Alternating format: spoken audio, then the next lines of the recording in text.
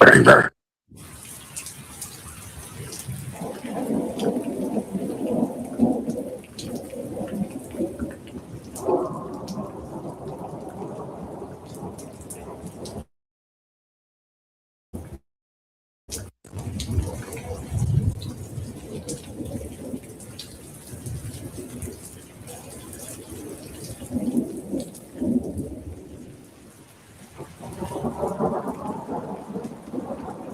Wake up.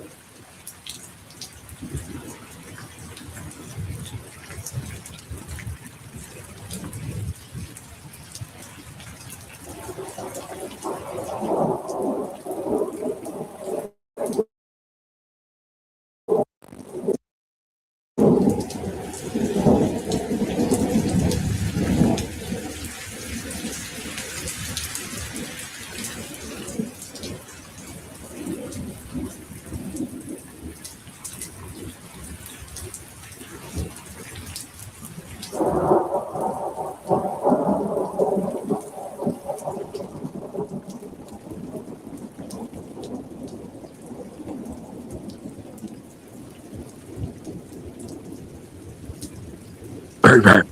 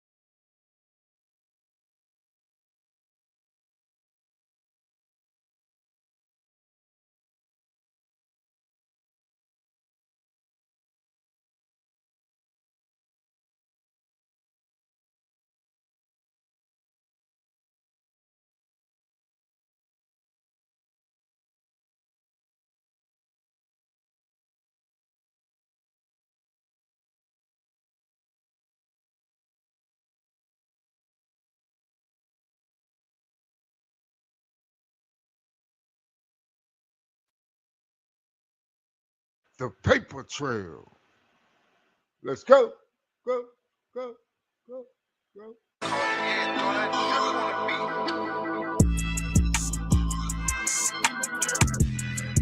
Yeah. Yeah. Yeah. Yeah. Yeah.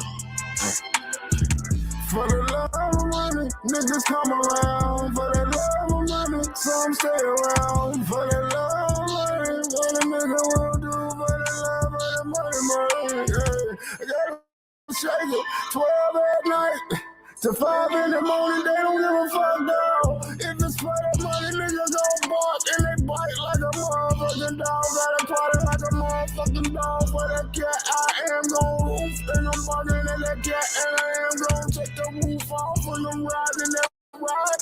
Rip, leaning to the left, but I'm steady on the only right. I'm swerving with a purpose, A nigga nigga been sipping on that purple.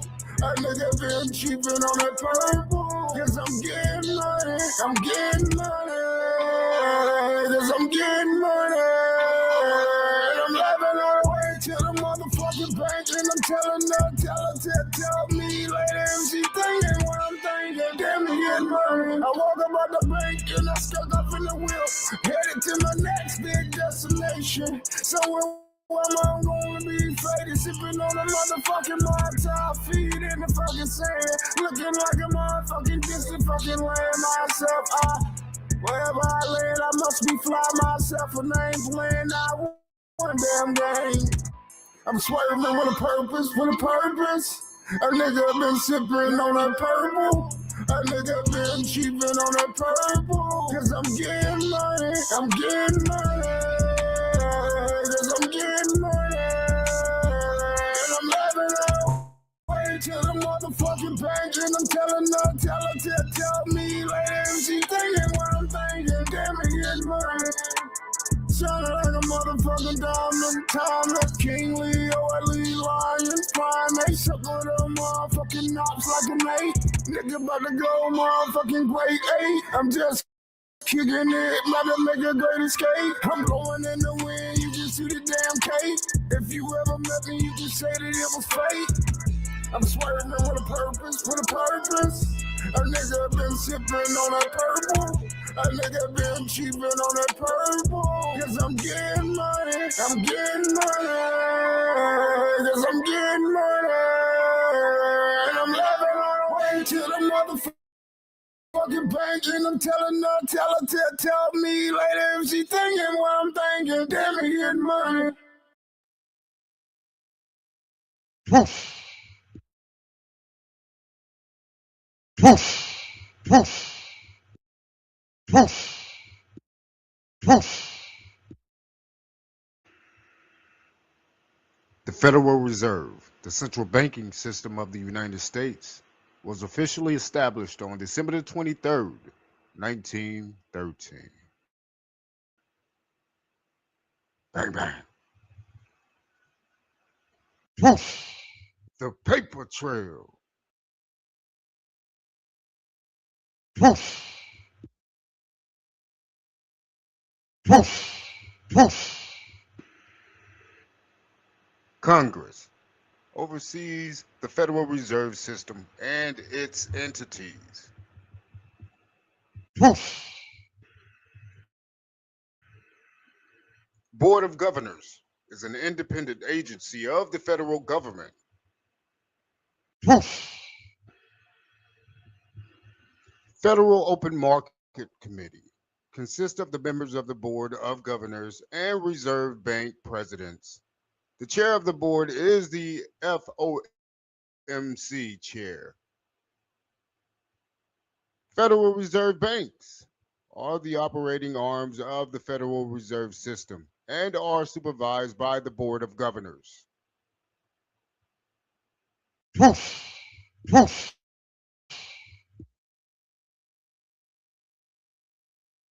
Poof.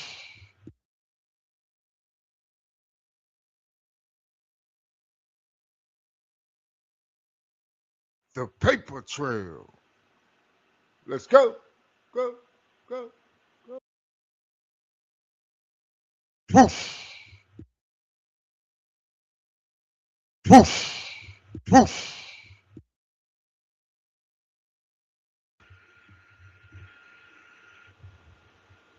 While the original Federal Reserve Banks were chartered for just 20 years, Congress rechartered them indefinitely in 1927, making the Federal Reserve a permanent institution rather than a temporary experiment. Poof. The Papah Trail. Let's go, go, go, go. Poof.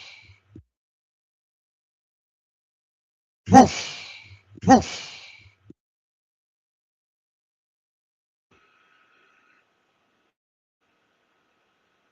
In 1927, as part of the McFadden Act, Congress rechartered the Federal Reserve Banks to exist indefinitely.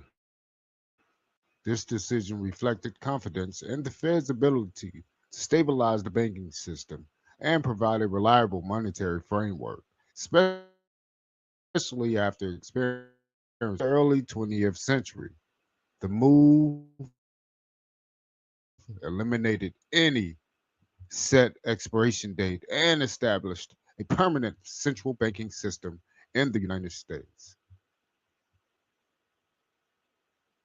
Poof! The paper trail. Let's go, go, go. Poof! Poof!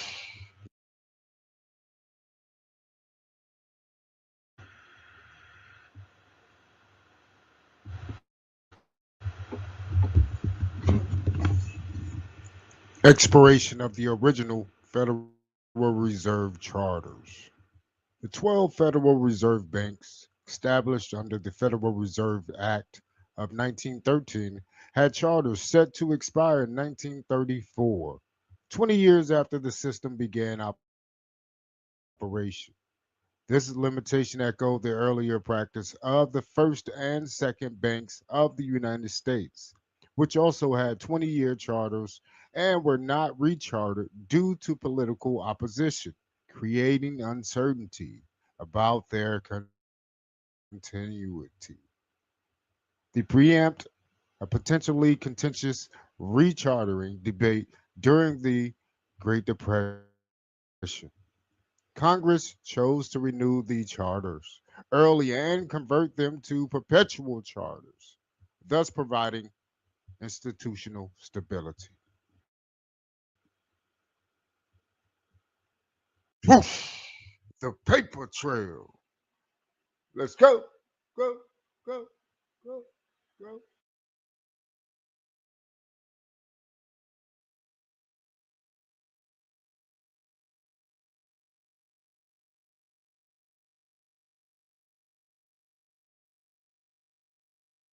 Poof! Poof! Poof!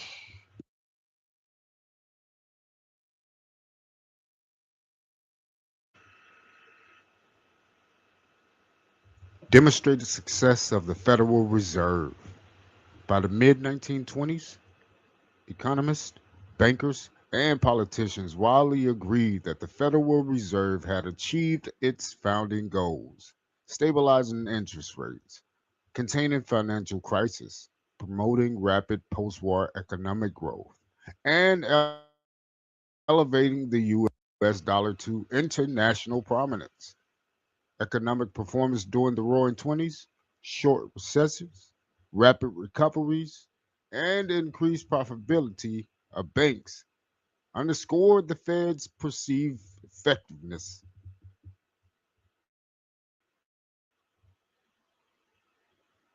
Poof! The paper trail. Let's go, go, go. Poof! Poof! Poof!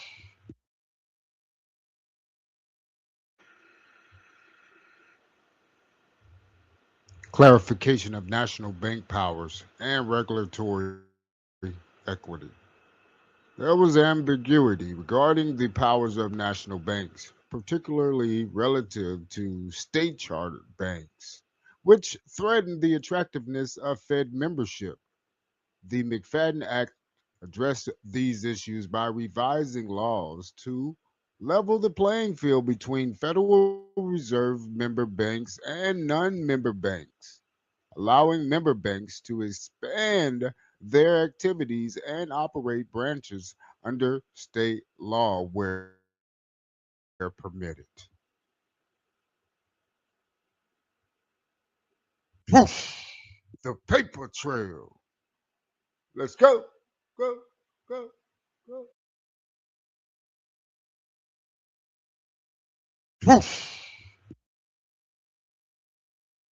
Poof! Poof!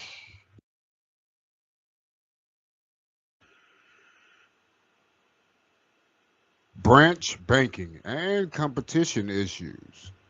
The Act liberalized rules governing branch banking, easing operational restrictions on national banks in comparison to state banks.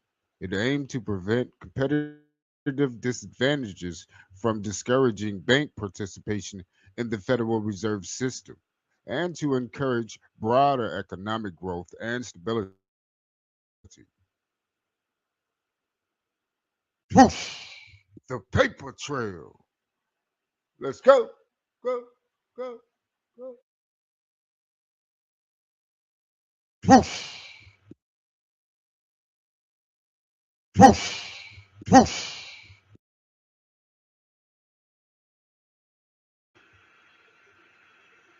Political consensus and precedent. The Fed's early success created political alignment among lawmakers who wished to safeguard the institution against dissolution. The McFadden Act reflected contemporary confidence in central banking and a desire to avoid historic patterns of short lived, politically vulnerable central banks.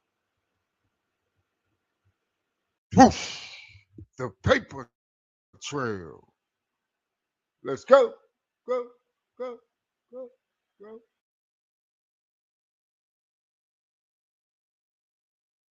Whoosh! Whoosh! Whoosh!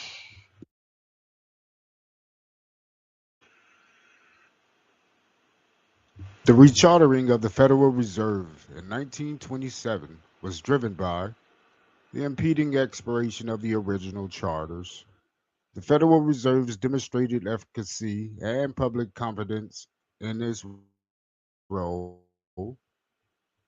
the need to clarify national bank regulations and ensure competitive parity, the expansion of permissible branch banking to support system-wide stability, political motivation to secure institutional performance before turbulent economic conditions arose.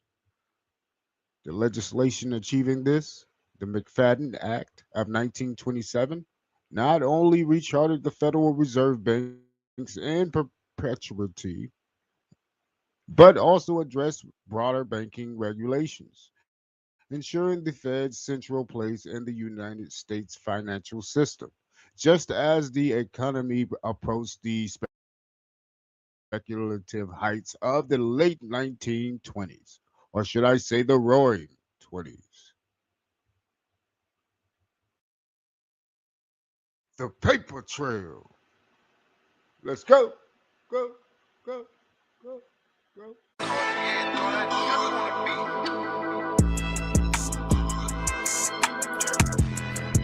Yeah, yeah, yeah, yeah, yeah.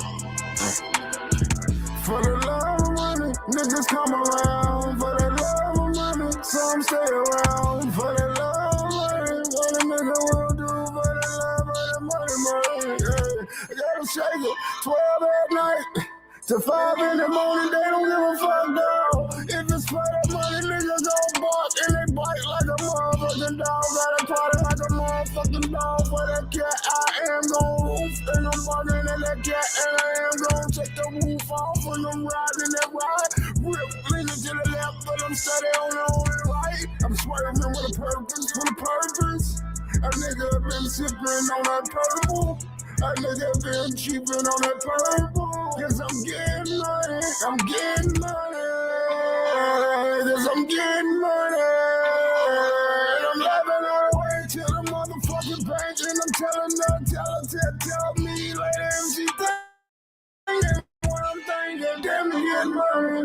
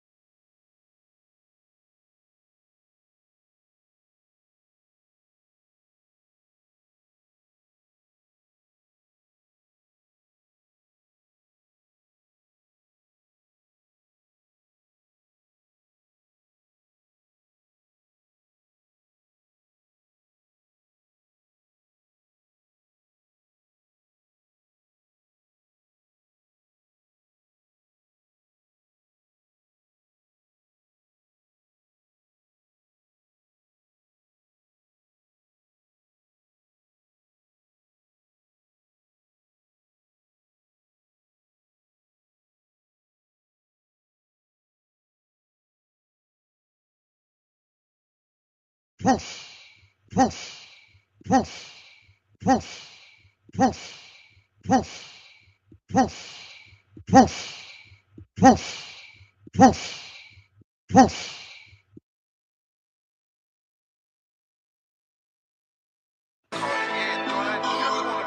Papah Trail. Let's go. Yeah, yeah, yeah, yeah.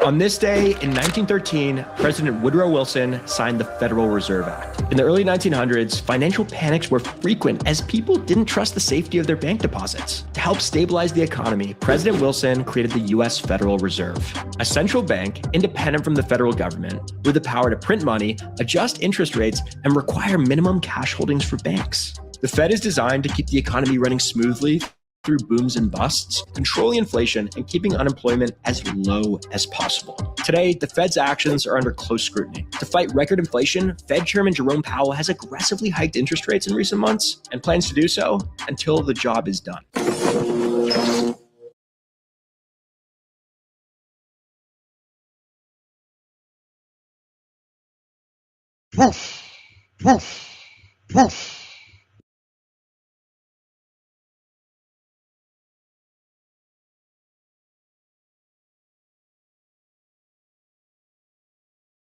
Did you know that arguably the three largest wealth-destroying institutions in American history were all created in the same year, 1913? This included the Federal Reserve, the Internal Revenue Service, and the Department of Labor. Before 1913, an income tax was deemed unconstitutional in the Supreme Court case Pollock versus Farmers Loan and Trust Company in 1895. In February 1913, 36 of the then 48 states ratified the 16th Amendment, birthing the IRS. Next, on March 4, 1913, only hours before Woodrow Wilson's inauguration, the outgoing President William Taft signed legislation that created the Labor Department. 6 months into his presidency, President Wilson passed a bill called the Revenue Act on October 3, 1913, instituting an income tax. Just 3 months later, Wilson passed the Federal Reserve Act on December 23, creating a central bank. In one short year, the American financial system was changed forever.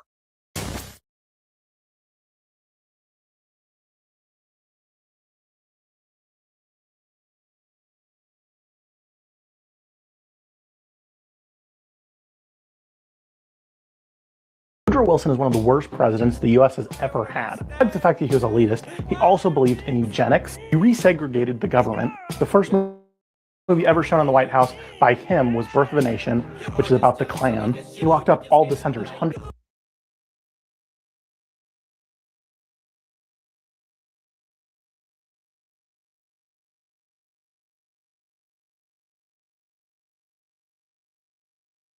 Woodrow Wilson was the worst president in American history.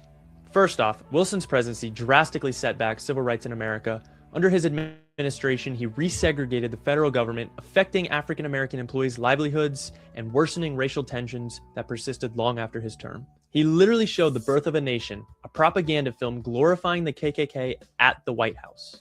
He was a proponent of eugenics, advocating for sterilization of individuals with Down syndrome, echoing ideologies we later see in Nazi Germany. Wilson also had authoritarian tendencies, often dismissing the importance of Congress and the judicial system. He believed that the executive branch should dominate, drastically reducing the checks and balances that are fundamental to democracy, and his enforcement of the Sedition Act of 1918 stifled free speech, punishing those who criticized the government during World War I.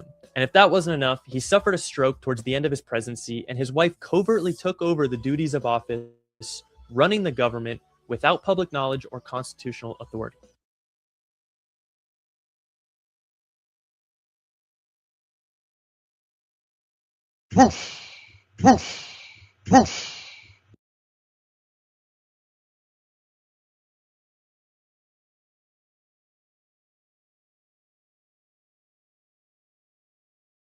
Did you know that when the Federal Reserve was created on December 23, 1913 with the Federal Reserve Act, the old Treasury banking system was allowed to continue? When the Federal Reserve was created, the creators hoped to simultaneously abolish the old national banking system with its independent treasury.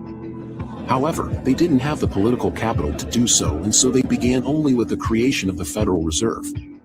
In 1917, they commissioned the Bureau of Efficiency to provide a report to Congress on whether the independent treasury was necessary. On January 26, 1918, the Bureau of Efficiency reported, "We recommend the ultimate abolition of the whole sub-treasury system. It believes not only that the government will save money by this change, but also that the public will in the end be better served." 2 years later, on May 29, 1920, the Federal Reserve Act was amended to end the sub-treasuries, and with that, the last remnants of the old national banking system were destroyed.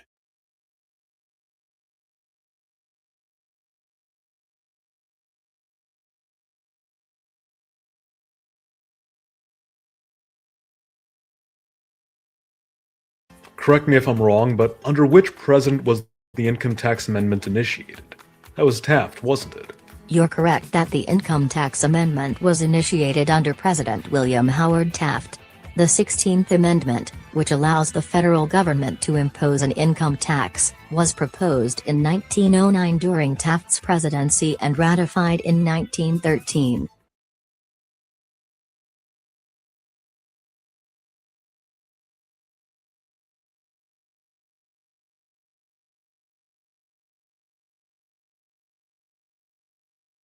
We're all familiar with the Woodrow Wilson who signed into law the Clayton Antitrust Act, the Federal Reserve, and the income tax, who led the nation into World War I and on to victory, and afterward midwifed the League of Nations. But there's much more to Wilson the man and to the years of his administration, not least of all, the historic battle for the Susan B. Anthony Amendment. The traditional narrative that casts him as a progressive hero demands an unromantic assessment of the reasons for his long resistance to constitutional protection for women's voting rights, for his promotion of segregation and Jim Crow, and for his harsh punishments of political opponents. Years ago, there was a popular radio broadcaster who ended his programs with the sign-off, "Now you know the rest of the story." I hope that after putting down this book, readers will feel that way, that they have a more complete picture of the 28th president.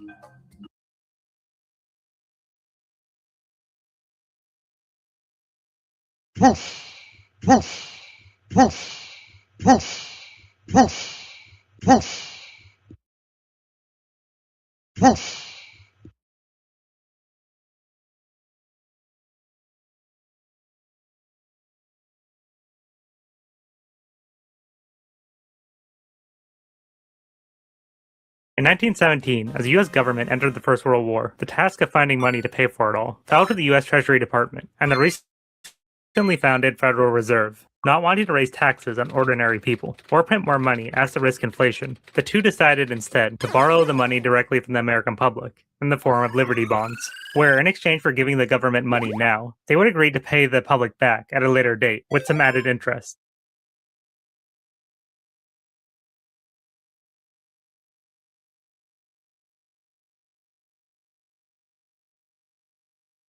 The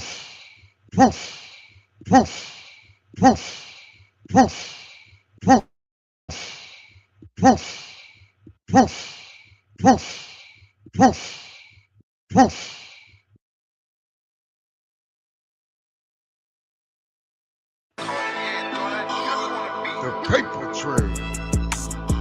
Let's go. Yeah.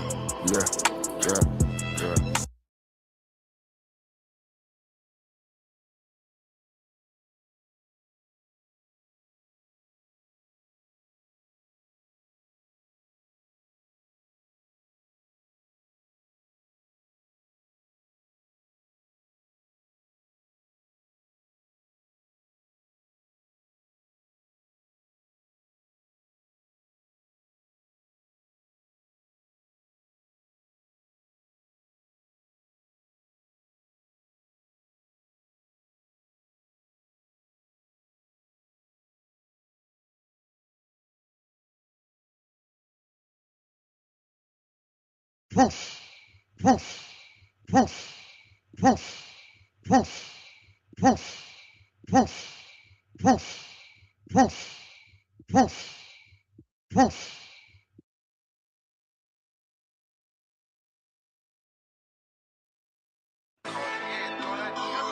The Papah Trail. Let's go.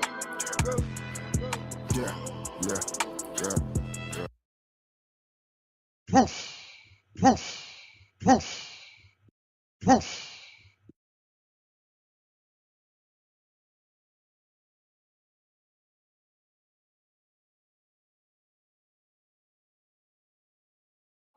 Your perfect domain is out there. Go to Wix and make it yours. Claim your space on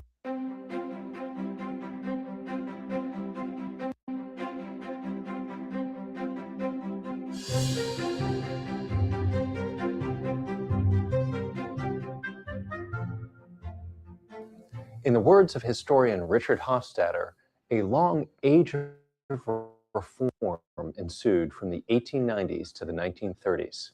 The progressive and the New Deal reformers over these decades had different priorities given their respective historical challenges, but both believed that the government had to increase its intervention in and regulation of the economy in order to make the economy more efficient and equitable. First came the progressives. In the latter part of the 19th and the early part of the 20th century, their efforts mainly fell in the area of the regulation of big business. Notable progressive laws included the Interstate Commerce Act of 1887. This standardized railroad freight rates, preventing large shippers from striking deals with railroads to pay lower rates than their smaller competitors. The Sherman Antitrust Act of 1890 was another example. It issued a blanket ban on big corporate mergers, but it was only vaguely worded and selectively enforced. Other progressive regulatory laws included the Hepburn Act of 1906, which gave the government the option of setting reasonable prices different from those set independently by the supply and demand of the market, as well as the Clayton Antitrust Act of 1914. This act specified illegal activities left vague by the Sherman Act of 1890 and created more federal regulation of business with the Federal Trade Commission. Each of the presidents of the progressive era took advantage of the new regulatory powers of the federal government. Theodore Roosevelt strove to distinguish between good and bad trusts and supported the regulation of the private market. William Howard Taft, who was a lawyer, dutifully sought to enforce every regulation that Congress passed. And Woodrow Wilson worked at breaking up all the trusts and corporate combinations in the name of preserving competition in the American economy.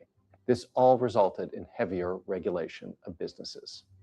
The other major governmental institution created in the thick of the progressive era was the Federal Reserve, also known as the Fed, which was authorized by Congress in 1913 and was highly active and mistake-prone years later during the Great Depression.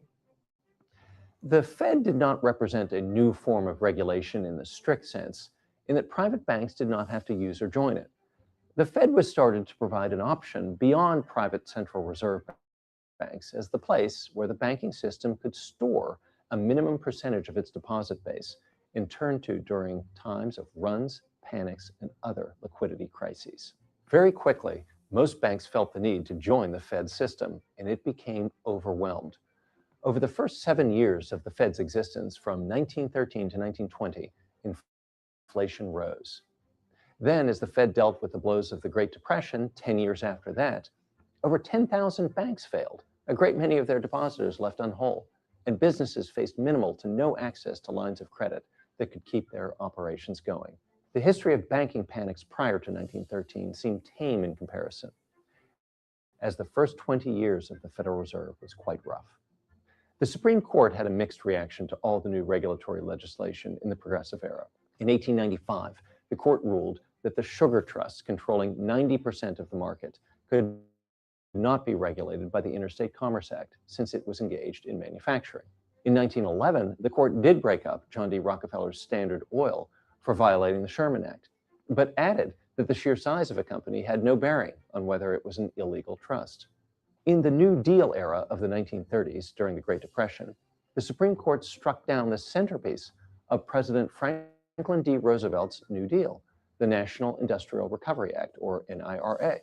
The NIRA allowed companies to partner with government in writing codes for whole industries and in fixing prices, but nobody liked it. Big businesses resented government's intrusion, and small businesses saw the act as a means for limiting its own growth and influence. The court's argument in the Schechter case of 1935 that struck down the NIRA was that the NIRA was unconstitutional because it sought to regulate commerce that did not cross state lines, but was contained within one state, and because it called for the executive branch, as opposed to Congress, to regulate commerce. During the first decades of the 20th century, the Congress and the presidents added significant government regulation of the private economy in hopes of making the economy more efficient and more fair. But in fact, the greatest period of economic growth in those decades was not during the Progressive Era or the years of the New Deal, but in between them, in the 1920s, when the government cut back on regulation and taxes.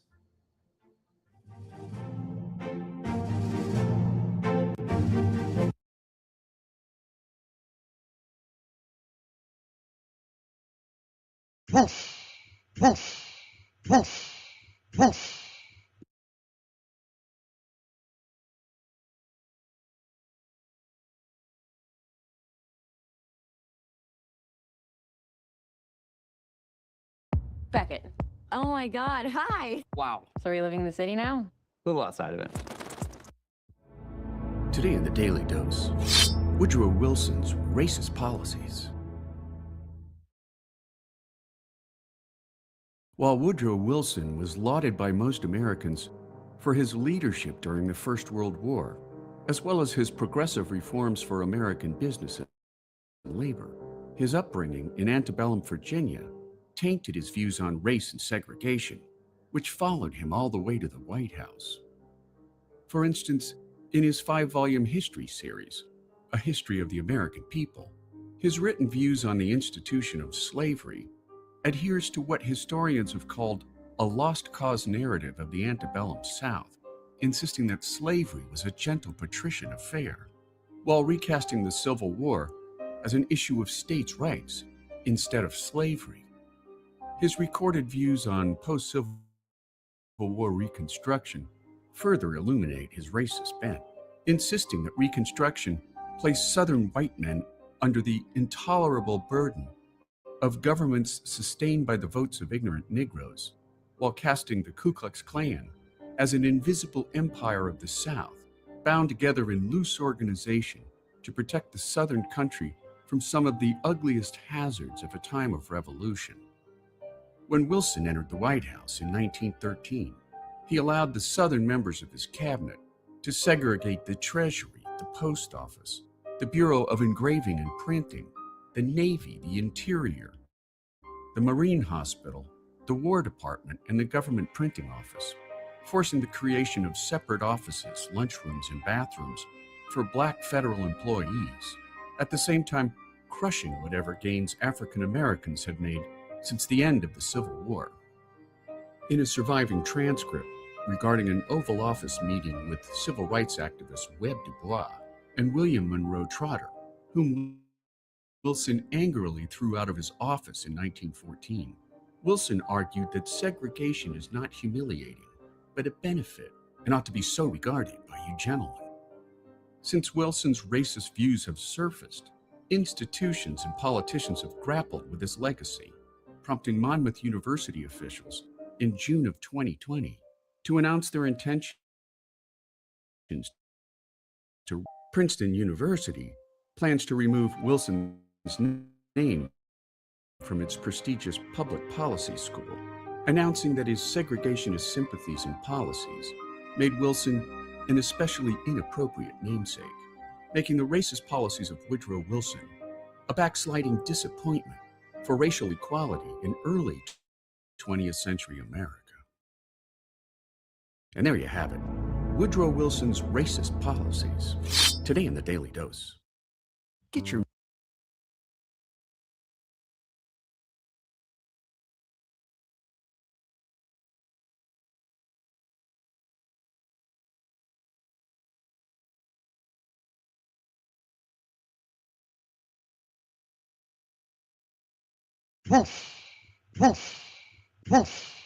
The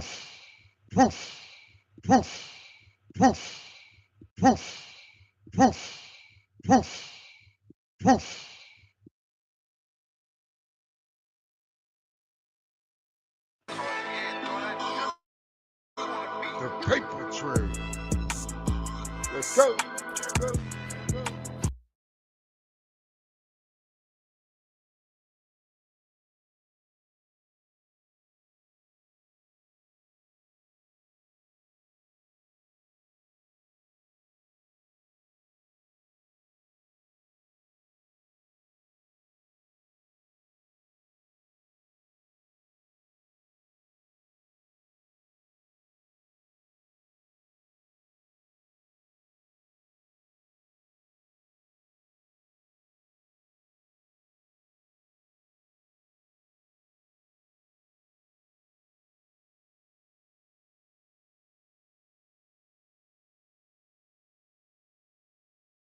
In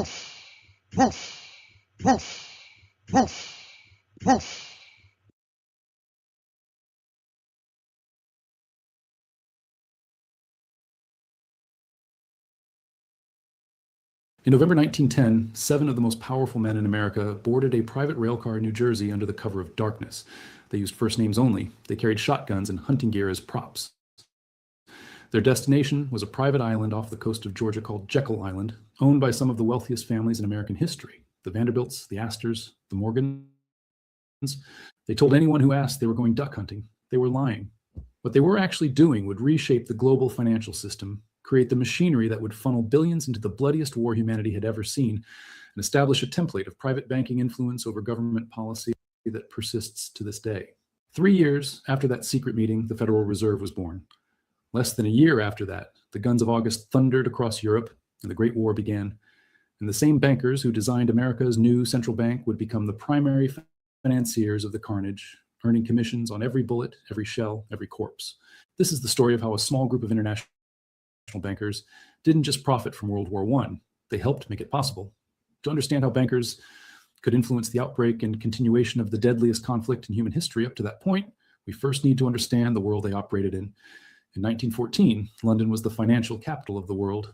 The city of London possessed what historians have called a global empire of its own, with a reach even more diverse than the British Commonwealth itself. The most prestigious institutions were the 5 great merchant banks: Rothschilds, Barings, Morgans, Kleinworts, and Schroders. These weren't just banks. They were power centers that could make or break governments, finance revolutions, and yes, fund wars on both sides simultaneously. The entire system ran on the gold standard. Every major currency was pegged to gold, which meant that in theory, you could exchange paper money for physical gold at a fixed rate. This created stability, but also constraints. Governments couldn't simply print money to pay for things like, say, massive industrialized warfare. They needed actual capital. They needed credit. They needed bankers. And here's where it gets interesting. The quarter century before the First World War was what historians call a classical period of expansion for the private armament industry. The 1889 Naval Defense Act in Britain sparked an immense bout of warlike expenditure across all the continental powers.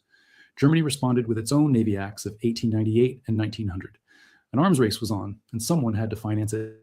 The major arms companies understood something profound about their business model. Production in the armament sector merely calls forth more production. When Germany built more dreadnoughts, Britain had to match them. When Britain expanded its navy, France felt compelled to follow. And every battleship, every artillery piece, every rifle required financing. The bankers were happy to provide it. By 1913, the German arms giant Krupp had become the largest company in Europe. It had a near monopoly on heavy arms manufacture in Germany and was selling weapons to 52 different nations. But Krupp wasn't operating in isolation. It had financial arrangements with British arms manufacturers. In fact, Krupp held patents on shell fuses that British company Vickers was using. When war broke out, German soldiers were being killed by shells stamped with the words Krupp Patent Zunder on the fuses. Think about that for a moment. German troops, British company, financed by international banking houses that had investments on both sides. This wasn't an accident. This was the system working exactly as designed. Now let's go back to that private railcar heading south through the night in November 1910. The men aboard represented approximately 1/4 of the world's wealth. There was Senator Nelson Aldrich, the Republican power broker whose daughter was married to John D. Rockefeller Jr. There was Henry Davison, a senior partner at J.P. Morgan.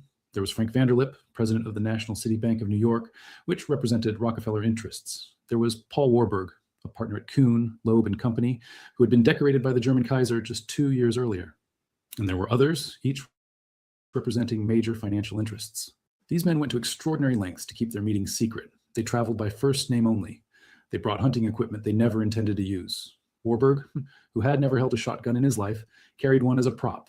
The participants themselves denied the meeting had occurred for 20 years.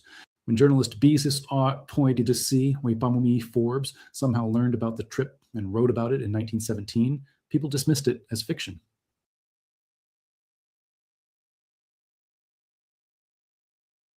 The Papah Trail. Let's go, go, go, go, go.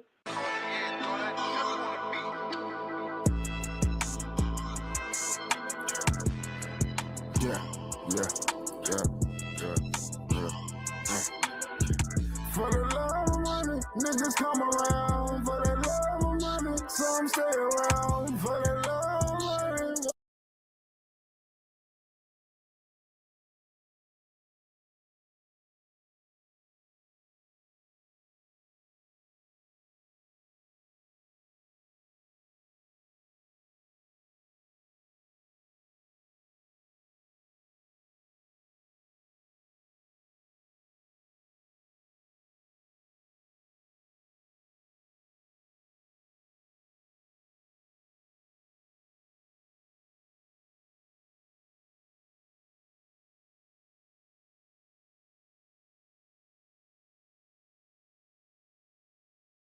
Somehow learned about the trip and wrote about it in 1917, people dismissed it as fiction.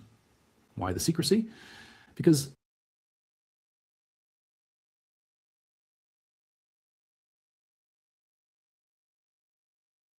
somehow learned about the trip and wrote about it in 1917, people dismissed it as fiction.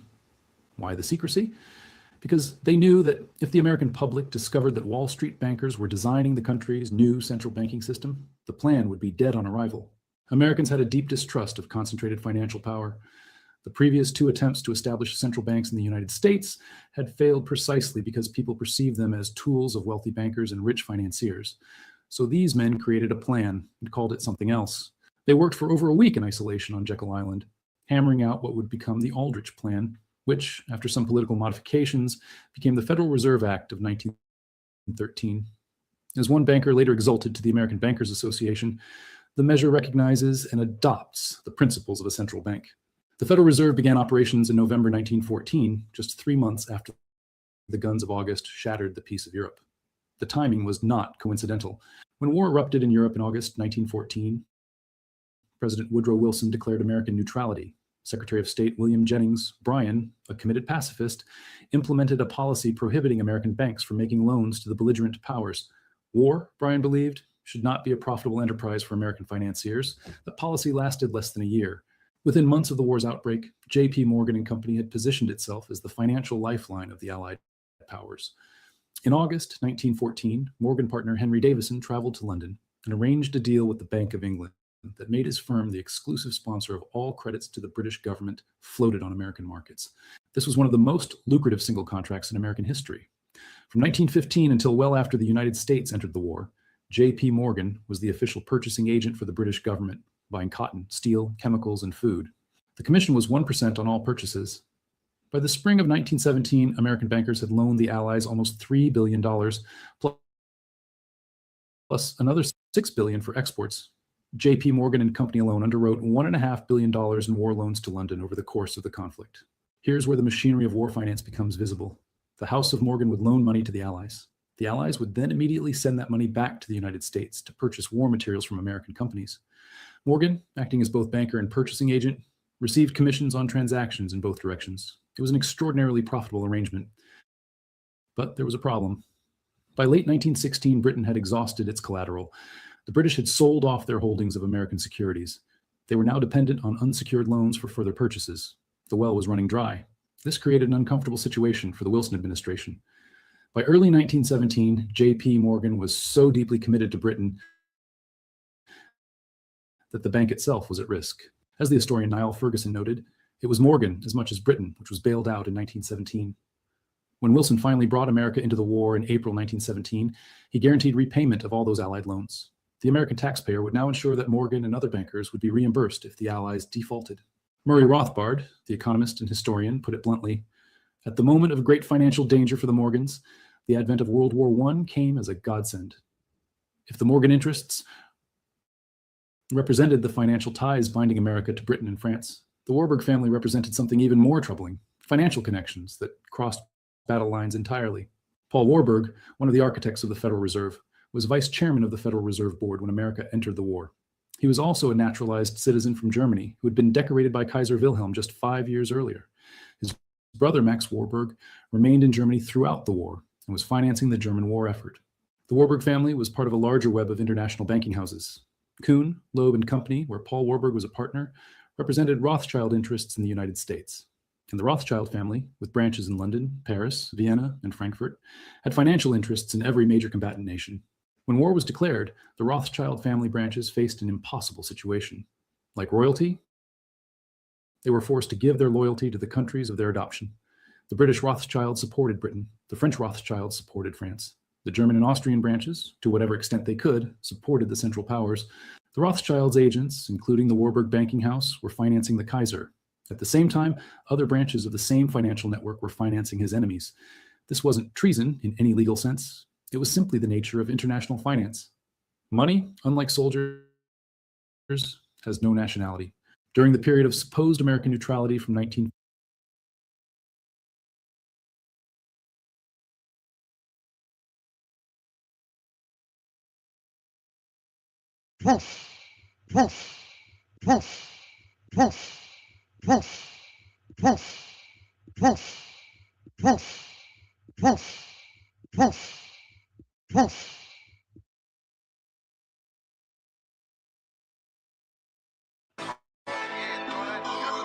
The Papah Trail.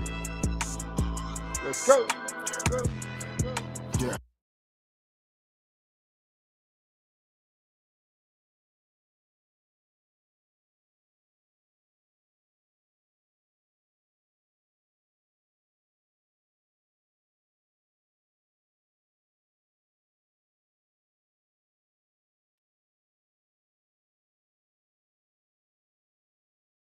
financing his enemies. This wasn't treason in any legal sense. It was simply the nature of international finance. Money, unlike soldiers, has no nationality. During the period of supposed American neutrality from 1914 to 1917, a sophisticated machinery of influence was at work, shifting American sentiment toward the Allies. British propaganda was part of it, but so was the increasing pressure from business and corporate elites on both sides of the Atlantic who had a financial and commercial stake in Allied victory. Between 1914 and 1917, the American GNP rose 20%. Manufacturing increased 40%.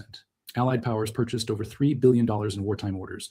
American business was booming, and it was booming because of war. Ending that war prematurely, or worse, seeing the Allies lose, would be catastrophic for American financial interests. In the 1930s, as the world lurched toward another global catastrophe, Americans began asking uncomfortable questions about why their country had entered the First World War. The widespread sense was that participation had been a mistake, that tens of thousands of American boys had died for reasons that had more to do with profit than principle. In 1934, the Senate created the Special Committee on Investigation of the Munitions Industry, chaired by Senator Gerald Nye of North Dakota.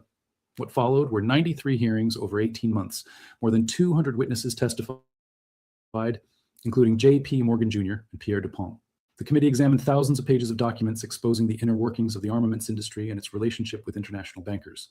The public called these industrialists and financiers the merchants of death. The Nye Committee found that bankers had pressured Wilson to intervene in the war to protect their loans abroad. It documented the enormous profits that arms factories had made during the conflict. Before the third year of the war, Krupp had more than doubled its huge profits from the immediate pre-war period to the level of 66 million marks annually. In Austria-Hungary, Skoda likewise doubled its profits. One witness who never appeared before the committee, but whose words were widely quoted, was Major General Smedley Butler, at the time the most decorated Marine in American history. Butler gave a speech titled, "War is a Racket," in which he said, "War is just a racket. A racket is best described, I believe, as something that is not what it seems to the majority of people. Only a small inside group knows what it is about." The committee uncovered a disturbing dynamic in the relationship between arms manufacturers, debt financiers, and militaries.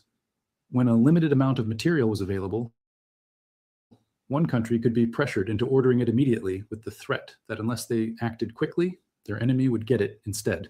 Arms dealers played nations against each other, driving up prices and driving up tensions. They discovered that arms firms had fermented war scares in order to sell more weapons. They found evidence of international armament rings designed to keep prices high by playing countries off against each other. Criminal or unethical actions included bribery of foreign officials, lobbying governments to obtain foreign sales, selling weapons to both sides of international disputes, and covert undermining of disarmament conferences. The investigation came to an abrupt end in early 1936 when Chairman Nye suggested that President Wilson had withheld essential information from Congress when it considered the declaration of war. Democratic leaders unleashed a furious response. Senator Carter Glass slammed his fist onto his desk until blood dripped from his knuckles. The committee's funding was cut off. The committee members were almost unanimous in their final view that the evidence failed to definitively prove an active conspiracy among arms makers and bankers to start the war. But they had uncovered something equally damning, a system in which war was immensely profitable for a small group of well-connected industrialists and financiers, a system where those same financiers had the ear of presidents and prime ministers, and a system where the costs of war were socialized while the profits were privatized. President Truman later called the Nye Committee pure demagoguery in the guise of a congressional investigating committee. But the committee's work contributed to the passage of the Neutrality Acts of the mid-1930s, laws designed to prevent the same financial entanglements that had drawn America into the First World War. Those laws, historians now generally agree, aided the rise of Nazi Germany. They were repealed in 1941, just before Pearl Harbor. Perhaps nothing illustrates the transnational nature of the armaments industry better than the relationship between British arms manufacturer Vickers and German arms giant Krupp. In 1902, years before the war, Vickers signed a deal with Krupp allowing them to use German blueprints for time and percussion shell fuses. Vickers was contractually obligated to pay royalties for 15 years for each contract and to communicate any improvements in design and manufacture back to Krupp. And when war broke out in August 1914, all payments to Germany were suspended under the Trading with the Enemy Act. Vickers was supposed to deposit royalty payments with the custodian of enemy properties. But here's where it gets remarkable. Vickers stopped paying royalties into that account while still including those royalties in the prices they charged the British government. Between 1914 and 1918, Vickers sold millions of fuses to the British government. By one estimate, they were paid over £10 million for just one type of fuse, the equivalent of around £200 million in modern money. Throughout those years, German soldiers were being killed by shells with fuses stamped with Krupp's patent marking. After the war, at the Anglo-German Mixed Arbitral Tribunal, Krupp demanded over £300,000 in unpaid royalties, plus interest for the entire non-payment period from 1914 to 1926. And in 1926, Vickers quietly paid £40,000 to settle the claim. The British government, which had been overcharged for fuses during the war, was left to recover overpaid royalties by deducting money from a final post-war settlement. None of this prevented Vickers director Basil Zaharoff from receiving a knighthood in 1919. Zaharoff, who had made his fortune selling arms to multiple nations and playing them against each other, became one of the wealthiest men in Europe after the war. The Krupp patents scandal demonstrated that national defense was often a smokescreen for international profit-making. Directors from British, American, French, and German firms sat on the same boards of international cartels. They had more in common with each other than with the soldiers dying in the trenches. The Federal Reserve System, which began operations in 1914, became the machinery that allowed the United States to finance the Allied war effort, and eventually its own participation in the conflict. The newly created powers of central banking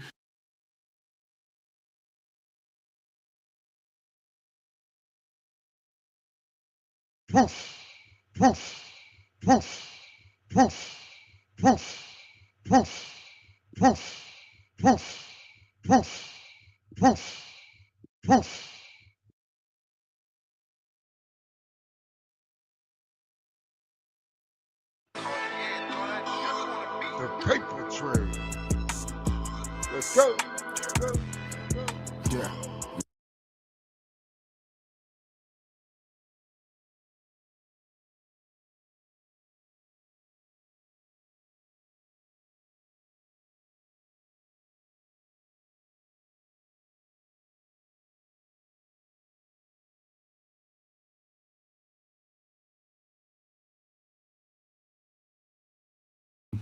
Directors from British, American, French, and German firms sat on the same boards of international cartels. They had more in common with each other than with the soldiers dying in the trenches. The Federal Reserve System, which began operations in 1914, became the machinery that allowed the United States to finance the Allied war effort and eventually its own participation in the conflict. The newly created powers of central banking provided the mechanism for channeling vast sums to the combatant nations without direct taxation of the American public. This was crucial. Direct taxation for war would have been politically difficult, perhaps impossible, but the Federal Reserve could create credit, could discount government securities, could facilitate loans that would only come due years in the future. The cost of war could be deferred, spread out, hidden in the complexity of modern finance. When America entered the war in 1917, this machinery went into overdrive.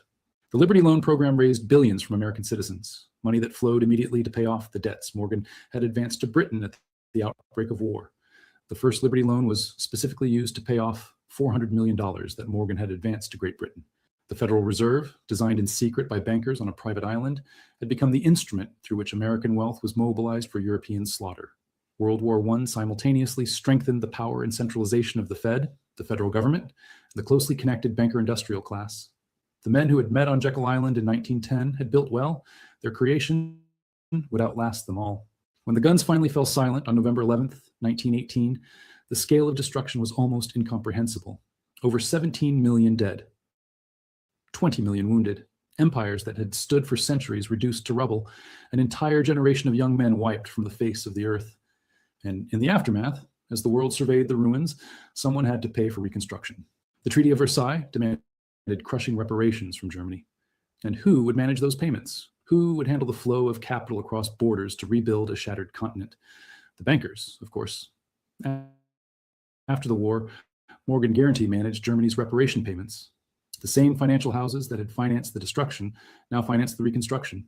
J.P. Morgan would benefit massively from heavy investment in German reconstruction loans. The cycle of debt and profit continued. World War I elevated approximately 21,000 American investors into the brackets of millionaires and billionaires. The Rockefellers alone made in excess of $200 million from the conflict. Bernard Burroughs, Wilson's industrial czar who handled all purchasing for the Allied powers, made fortunes in a single afternoon during the war. For every soldier who died in battle, as one historian calculated, international bankers made a profit of $10,000. Did bankers start World War I? And the question is too simple. The assassination of Archduke Franz Ferdinand provided the spark. Competing imperial ambitions provided the kindling, rigid alliance systems provided the accelerant, but finance provided the fuel. Without the credit extended by international banking houses, the arms race of the pre-war decades would have been impossible. Without loans to governments, the massive armies could not have been equipped. Without the financial machinery to sustain years of industrialized warfare, the conflict might have ended much sooner. The bankers didn't pull the triggers, but they manufactured the guns, financed the ammunition, profited from every shell, and had a vested financial interest in the war's continuation. And when peace threatened to break out prematurely, it was not in their interest. More troubling still is the question of influence. The men who met on Jekyll Island, who designed the Federal Reserve, who financed the Allied war effort, who held the ear of presidents and prime ministers, these men had enormous power to shape events. They used that power consistently to protect and expand their interests. When the Nye Committee investigated these connections in the 1930s, they found enough to convince the American public that entering the First World War had been a mistake. The Neutrality Acts that followed were an attempt to prevent the same entanglements from drawing America into another European conflict. Those laws failed. Within a few years, the world was at war again. And once again, American finance would play a central role in determining the outcome. The system established in the years before and during World War I persists today. The merger of private financial interests with government power that was visible on Jekyll Island has only grown stronger. The military-industrial complex that Eisenhower would warn about in 1961 has its roots in the armaments, cartels, and banking houses of the early 20th century. Today, Lockheed Martin, Raytheon, General Dynamics, Boeing, and Northrop Grumman hold a majority of Pentagon contracts. These are the descendants of the merchants of death. The bankers who finance them are the heirs of Morgan and Warburg and Schiff. War remains profitable. In fact, it may be more profitable than ever. The global war on terror proved a bonanza for the defense industry. The machinery of war finance designed over a century ago continues to churn. Senator Nye said in 1934, "I'm a believer in an adequate national defense." He wasn't opposed to weapons or to the people who made them. He was opposed to a system that incentivized conflict, that profited from death, that put private gain ahead of public interest. That system, in its essentials, remains unchanged. The bankers who gathered on Jekyll Island in 1910 have been dead for generations. But the architecture they designed continues to shape our world. The Federal Reserve they created still controls America's money supply. The intertwining of finance, government, and military power they exemplified has only grown more complete. Every war since 1914 has been financed through the systems they built. Every conflict has made someone wealthy. Every peace has been a problem to be managed rather than a goal to be achieved. The merchants of death never went away. They just got better at hiding. If this story resonates with you, consider subscribing to this channel for more deep dives into the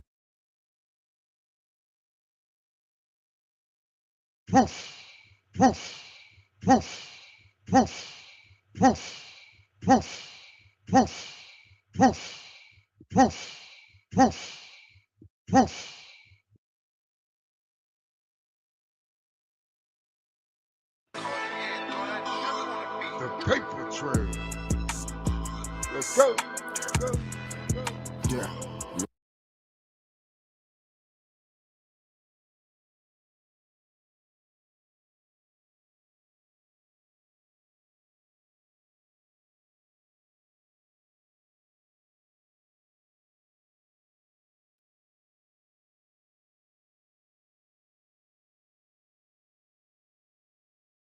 and pushing the Allies, Britain and France, to the brink of collapse. The financial dynamic was shifting. The Allied powers were desperate for supplies, food, and ammunition, and they turned to the United States to buy them. But they didn't have the cash to pay for it all, so they borrowed. They borrowed massive, incomprehensible sums of money from American banks to pay American factories for war material. As the war dragged on, and it looked increasingly like Germany might actually win, the bankers in New York began to panic. They realized that they had lent billions of dollars to Britain and France. If the Allies lost the war, those governments would collapse, and those loans would never be repaid. The American financial system, which was now heavily leveraged on an Allied victory, would face a catastrophic default. It was at this precise moment that the narrative began to change. The bankers realized that to save their investments, they needed a guarantor. They needed the United States military to ensure that Britain and France did not lose. This is the central theme we are unpacking today. The transition from neutrality to intervention was not driven by a sudden moral awakening, but by a desperate need to protect a financial portfolio. To fully grasp how this happened, we must first take a step back and look at the mechanics of war finance. How does a country actually pay for a war? It is not as simple as writing a check. When a nation transitions to a war footing, the entire economic engine must be rewired. The first step is always the reallocation of the national budget. Domestic spending, education, infrastructure, social services is slashed. Those funds are diverted immediately to the military-industrial complex. But that is rarely enough. The next step is taxation. The government raises taxes, squeezing the population to extract every available dollar for the war effort. When taxes hit their political limit, the government resorts to the third option, printing money. They inflate the currency supply to pay for debts, which triggers inflation. Inflation is effectively a hidden tax. It doesn't take money from your pocket. It takes the value out of the money in your pocket. Then they turn to domestic borrowing, issuing war bonds and urging citizens to lend their savings to the government out of patriotic duty. But in a war the size of WWWI, even this is insufficient. The final, most desperate step is to drain the national gold reserves. And when the gold is gone, when the vaults are empty, a nation has only one option left. It must turn to foreign bankers and beg for loans. This is the moment where national sovereignty dissolves and financial control takes over. This is the moment where J.P. Morgan entered the stage. To understand the sheer magnitude of influence wielded by J.P. Morgan during this period, we have to strip away our modern understanding of banking. Today, we think of banks as institutions where we store savings or get a mortgage. In the early 20th century, the House of Morgan was something far more potent. It was essentially a sovereign power operating within the United States, a financial empire that rivaled and in some ways surpassed the federal government in terms of economic leverage. J.P. Morgan was not merely a banker, he was the de facto central banker of the Atlantic trade. When the war began, the British government realized they could not coordinate the chaotic purchasing of supplies from thousands of different American factories. They needed a single point of contact, a gatekeeper who could manage the logistics and financing of their war effort in America. They chose J.P. Morgan. The agreement signed between the British government and the House of Morgan designated the bank as the sole purchasing agent for the Allies in the United States. This was an unprecedented monopoly. If the British Army needed uniforms, they went through Morgan. If the French needed chemicals for explosives, they went through Morgan. If the Allies needed wheat, copper, steel, or horses, J.P. Morgan was the man who placed the order. The implications of this were staggering. Morgan was earning a commission on every single item purchased, millions of tons of supplies. But the Commission on Purchases was just the tip of the iceberg. The real money was in the financing. Since Britain and France did not have the cash to pay for these billions of dollars in goods, Morgan organized the loans to pay for them.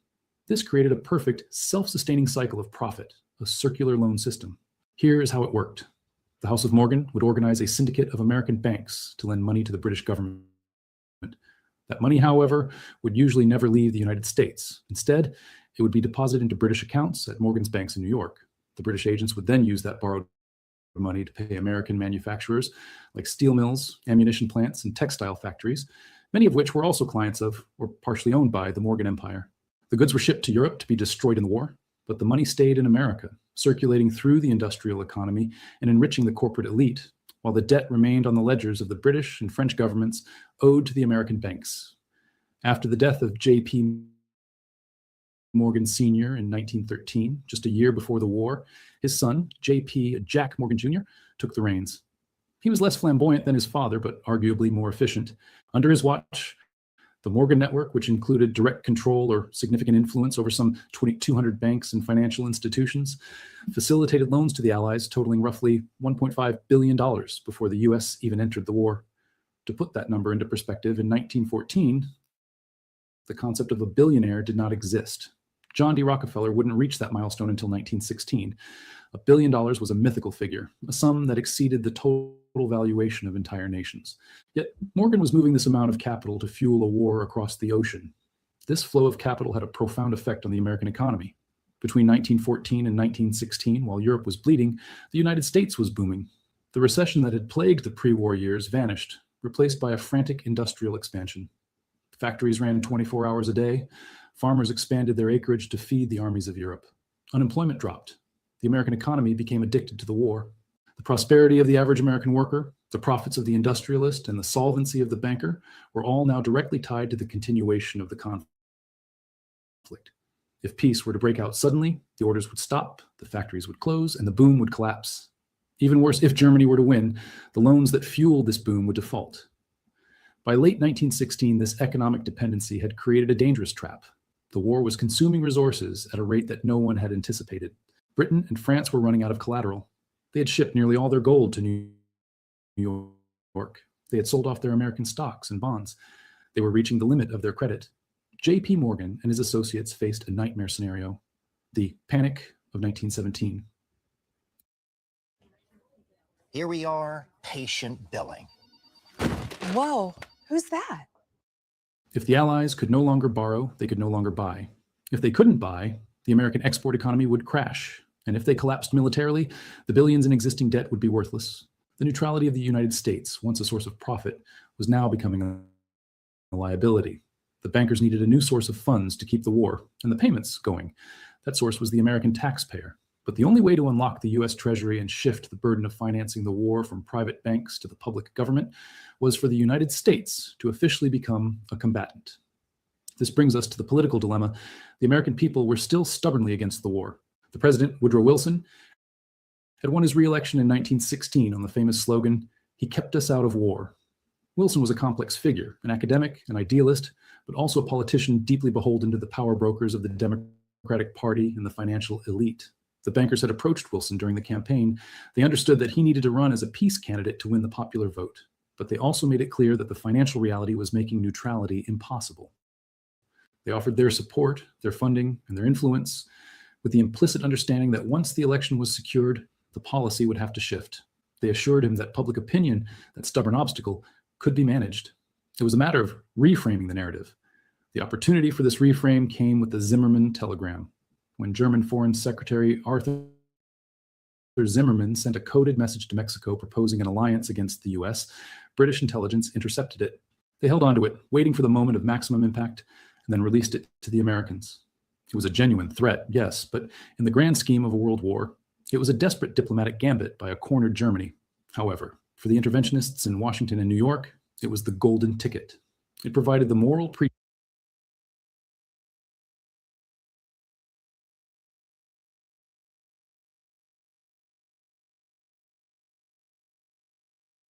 Poof, poof, poof, poof, poof, poof, poof.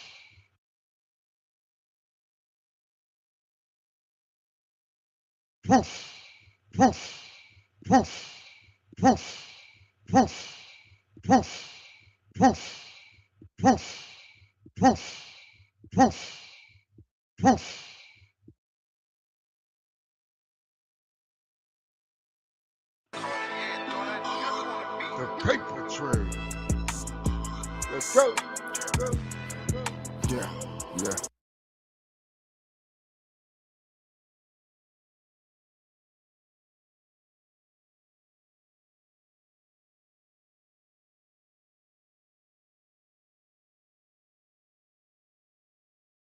Provided the moral pretext Wilson needed to go to Congress. But a pretext is not enough to make a peaceful people want to fight. For that, you need something stronger than a telegram. You need a machine. Once the decision was made to enter the war, the government and its financial backers faced the massive problem of public apathy. The American citizen in the Midwest or the South saw no reason to send their sons to die in French mud for the sake of European monarchs or New York bankers. To bridge this gap between the government's decision and the people's will, the United States launched one of the most aggressive and sophisticated propaganda campaigns in human history. This was not a small effort. It was the industrialization of opinion, led by the Committee on Public Information, also known as the Creel Committee. The goal was simple: demonize the enemy and glorify the conflict. The media, which was already heavily influenced by corporate advertising revenue, fell into line. Newspapers began running stories portraying Germans not as enemy soldiers, but as Huns, inhuman monsters capable of unspeakable atrocities. Stories of German soldiers bayoneting babies and destroying civilization were circulated widely. While war is always brutal, many of these specific stories were later proven to be complete fabrications, invented by British intelligence and amplified by American press agencies to stir up visceral hatred.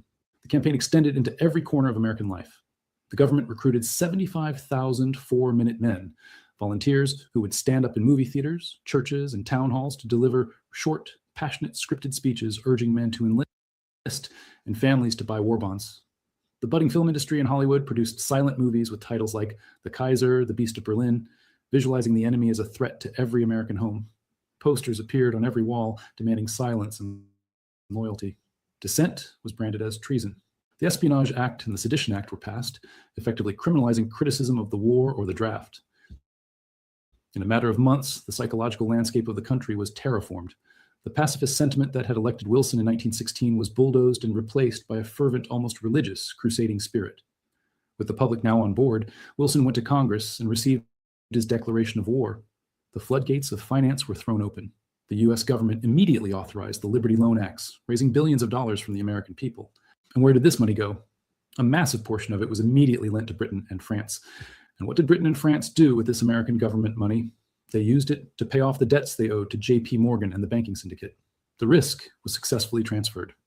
The private debts of the banks were converted into the public debt of the American people. The banks were made whole. The factories ramped up production to even higher levels, and the American soldiers were shipped across the Atlantic to ensure the final victory. The war ended, as we know, with the defeat of Germany and the armistice in 1918. The bankers and industrial corporations emerged from the rubble with unimaginable profits. The United States had transformed from a debtor nation before the war, owing money to Europe, into the world's primary creditor. The financial capital of the world shifted from London to New York, but the soldiers returning home found a very different reality. They faced a difficult adjustment, and as the years went on and the economic high of the war wore off, the resentment grew. In the 1930s, as the Great Depression ravaged the economy, the truth began to seep out. Books and articles began to expose the stark contrast between the soldiers' sacrifice and the bankers' windfall. One of the most powerful voices to emerge was Major General Smedley Butler. Butler was not a pacifist. He was a Marine, a two-time Medal of Honor recipient, and one of the most decorated soldiers in American history. He had served the empire faithfully for decades, but in his retirement, he turned on the system he had protected. He wrote a famous book titled War is a Racket, in which he bluntly described his career not as a hero, but as a high-class muscle man for big business, for Wall Street and the bankers. He detailed how the First World War had created 21,000 new millionaires and billionaires in the United States, while the families of the dead received nothing but grief. These revelations shocked the American public so deeply that Congress was forced to act, leading to the formation of the Nye Committee we mentioned at the start. For 2 years, Senator Gerald Nye and his team pulled back the curtain. They exposed the lobbying, the bribery, and the cold calculations that treated soldiers as line items on a balance sheet. They found that arms manufacturers had lobbied against arms embargoes and had even sold weapons to potential enemies to keep the conflicts going. The evidence of corruption was overwhelming. But as the committee's findings began to implicate the very highest levels of the American establishment, including the late President Wilson, and the still powerful banking houses, the pressure to stop the investigation became insurmountable. The committee was labeled as anti-British and isolationist, and its funding was cut off before it could issue a final definitive indictment. While the political investigation was silenced, the economic reality it uncovered had already reshaped the world. We must talk about the gold. To truly understand the shift in power, we have to look at the reserves. Before the First World War, the center of financial gravity was Europe. Britain held about 550 tons of gold. France had a massive reserve of 1/4 tons. Russia held 100 tons, and Germany around 830 tons. The United States, by comparison, was a second-tier financial power with only 375 tons of gold in its vaults. By the time the war ended, the map of global wealth had been redrawn. The enormous cost of the war and the necessity of paying the United States for food, fuel, and munitions caused a massive hemorrhage of gold from Europe to America. Slave City all-in-one protein smoothies are made with 100% grass-fed whey and collagen, functional mushrooms, and only. It was the greatest transfer of wealth in history up to that point. Within just a few years, the United States' gold reserves skyrocketed from 375 tons to over 4,000 tons. By the end of the conflict, the United States controlled roughly 1/3 to 1/2 of the world's monetary gold. This accumulation of gold was not just symbolic. In an era of the gold standard, gold was the only limit on how much money a nation could print and how much credit it could issue. By cornering the gold market, the United States, and specifically the Federal Reserve, the private central bank established just months before the war began, gained a stranglehold on the global economy. Europe was left destitute, their treasuries empty, and their nations drowning in debt owed to America. The roaring 20s in America were fueled by this influx of wealth, while Europe struggled to rebuild. So when we ask the question, why did these countries enter the war? Or why did the war last so long? The answer is found in the flow of this gold. The war continued until the wealth transfer was complete. The banks ensured that the conflict did not end until the debtor nations were fully leveraged, and the creditor nation, the United States, was in a position of absolute dominance. But the story does not end with the armistice. The financial extraction continued in the peace treaties. The Treaty of Versailles imposed reparations on Germany that were mathematically impossible to pay. These reparations were not designed to simply punish Germany. They were designed to extract whatever remaining value existed in the German economy to pay back the Allies, so the Allies could pay back the American banks. This crushing debt burden destroyed the German economy, led to hyperinflation, wiped out the German middle class, and created the perfect conditions of resentment and desperation that allowed a demagogue like Adolf Hitler to rise to power. In a very real sense, the financial arrangements of the First World War did not buy peace. They merely purchased a 20-year installment plan on the Second World War. This brings us to the end of today's analysis. We have traversed the landscape from the board.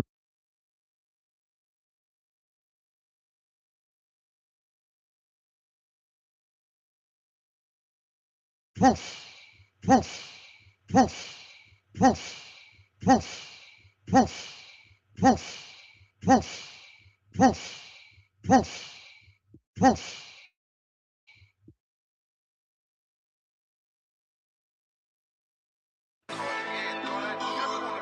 Papah Trail.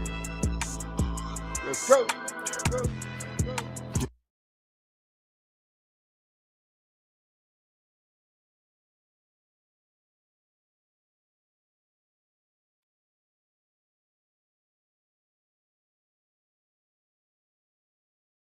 Provided the moral pretext Wilson needed to go to Congress. But a pretext is not enough.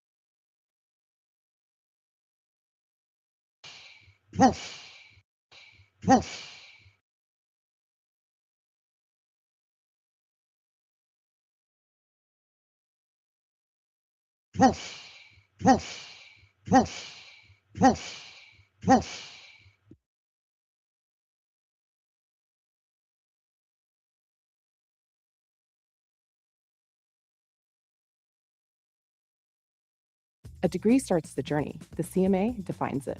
CMA, Confidence Certified. Your perfect domain is out there. Go to Wix and make it yours. It is the morning of October 22nd, 1907, and the most exclusive intersection in New York City has become a battlefield. At the corner of 5th Avenue and 34th Street, in the shadow of the Waldorf Astoria Hotel, a marble palace stands as a monument to American wealth. This is the headquarters of the Knickerbocker Trust Company. Usually, this building is a quiet sanctuary where robber barons and society matrons deposit their dividends, but today it is a scene of primal chaos. A line of men and women clutching bank books and leather satchels snakes out the door and wraps around the block. They are not here to make deposits. They are here to get their money out before it vanishes. Inside, the tellers are counting cash with trembling hands, their eyes darting to the massive clock on the wall. The vaults are emptying fast. At exactly 12:30 p.m., a bank official steps onto the portico, his face pale. He raises his hands and shouts over the roar of the crowd. The Knickerbocker is closed. The bronze doors slam shut. A collective scream of rage and despair rises from the street. The police draw their batons.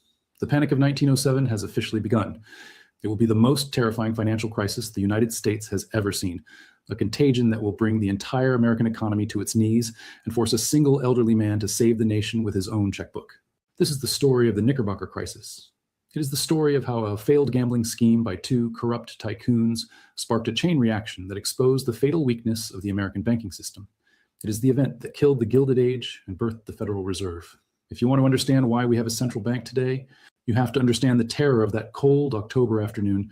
And if you enjoy these deep dives into the forgotten history of money and power, please support the channel.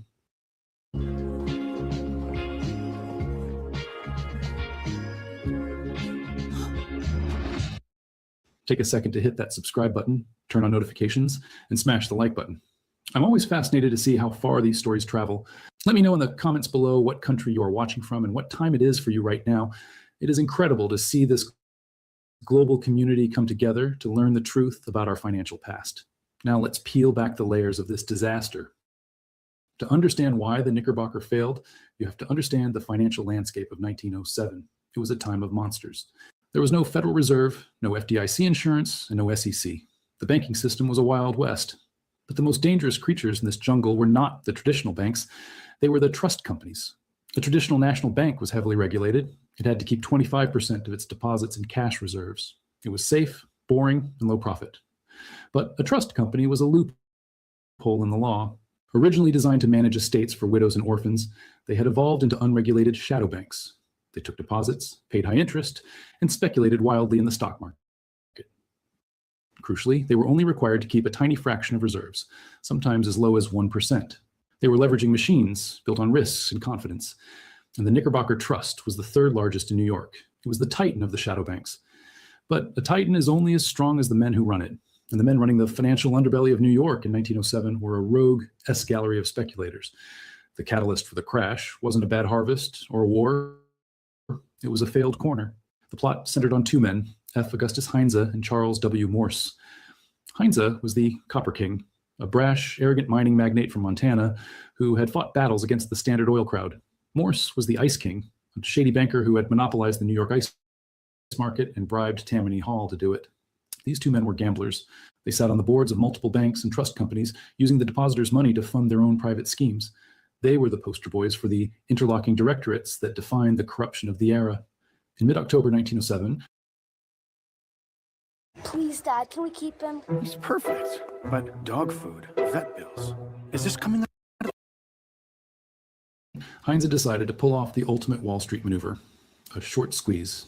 He believed that short sellers were betting against his company, United Copper. He devised a plan to buy up all the outstanding shares, force the price up, and then demand the short sellers pay him millions to cover their positions. It was a classic corner. To fund this massive buying spree, he needed cash. He turned to his friend Morse, and together they raided the vaults of the banks they controlled.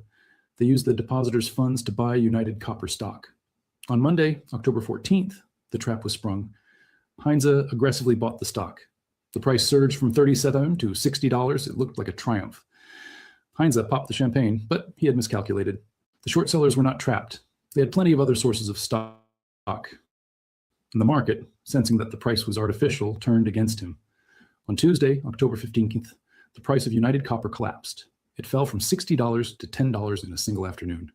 Heinze was ruined, but the ruin didn't stop with him. The Wall Street brokerage house that handled his trades, Gross and Kleberg, went bankrupt instantly. The shockwave hit the floor of the stock exchange. This is where the contagion jumped from the stock market to the banking system. The New York Clearinghouse, a private consortium of the big conservative banks, saw blood in the water. They knew Heinze and Morse were toxic. They announced that they would no longer clear checks for any bank where Heinze was a director unless he resigned immediately. It was a purge. Heinze was forced to resign from the Mercantile National Bank. But the panic was already spreading. Depositors at the Mercantile, hearing that their president was a failed gambler, rushed to withdraw their money. A run began. But the Mercantile was a relatively small fish. The contagion needed a bigger host to become a systemic crisis. It found one in Charles T. Barney. Barney was the president of the mighty Knickerbocker Trust Company. He was a man of high society, a patron of the arts, and a seemingly pillar of the community. Accounting took me far. The CMA took me further. CMA, Confidence Certified. Your perfect domain is out there. Go to Wix and make it yours. But he had a fatal flaw. He was a close personal friend and business associate of Charles Morse, the Ice King. He had dabbled in the United Copper scheme. He was tainted by association. On Friday, October 18th, the rumors started to swirl in the coffee houses and clubs of Manhattan. Barney is involved. The Knickerbocker is exposed. They lent millions to Heinze. In banking, perception is reality. If people think a bank is insolvent, it becomes insolvent. The board of directors of the Knickerbocker, terrified of the growing scandal, held an emergency meeting on Monday, October 21st. They demanded Barney's resignation. They thought that by cutting off the head, they could save the body. Barney, disgraced, stepped down. But the board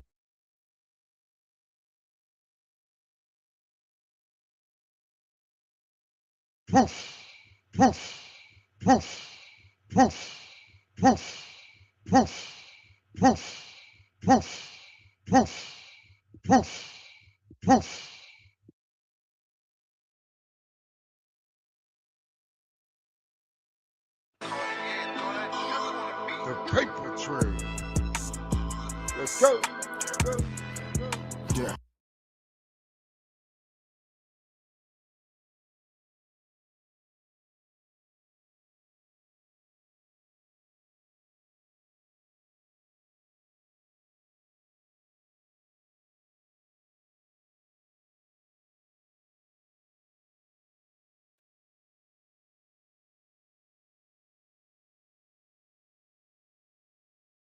But he had a fatal flaw. He was a close personal friend and business associate of Charles Morse, the Ice King. He had dabbled in the United Copper scheme. He was tainted by association. On Friday, October 18th, the rumors started to swirl in the coffee houses and clubs of Manhattan. Barney is involved. The Knickerbocker is exposed. They lent millions to Heinze. In banking, perception is reality. If people think a bank is insolvent, it becomes insolvent.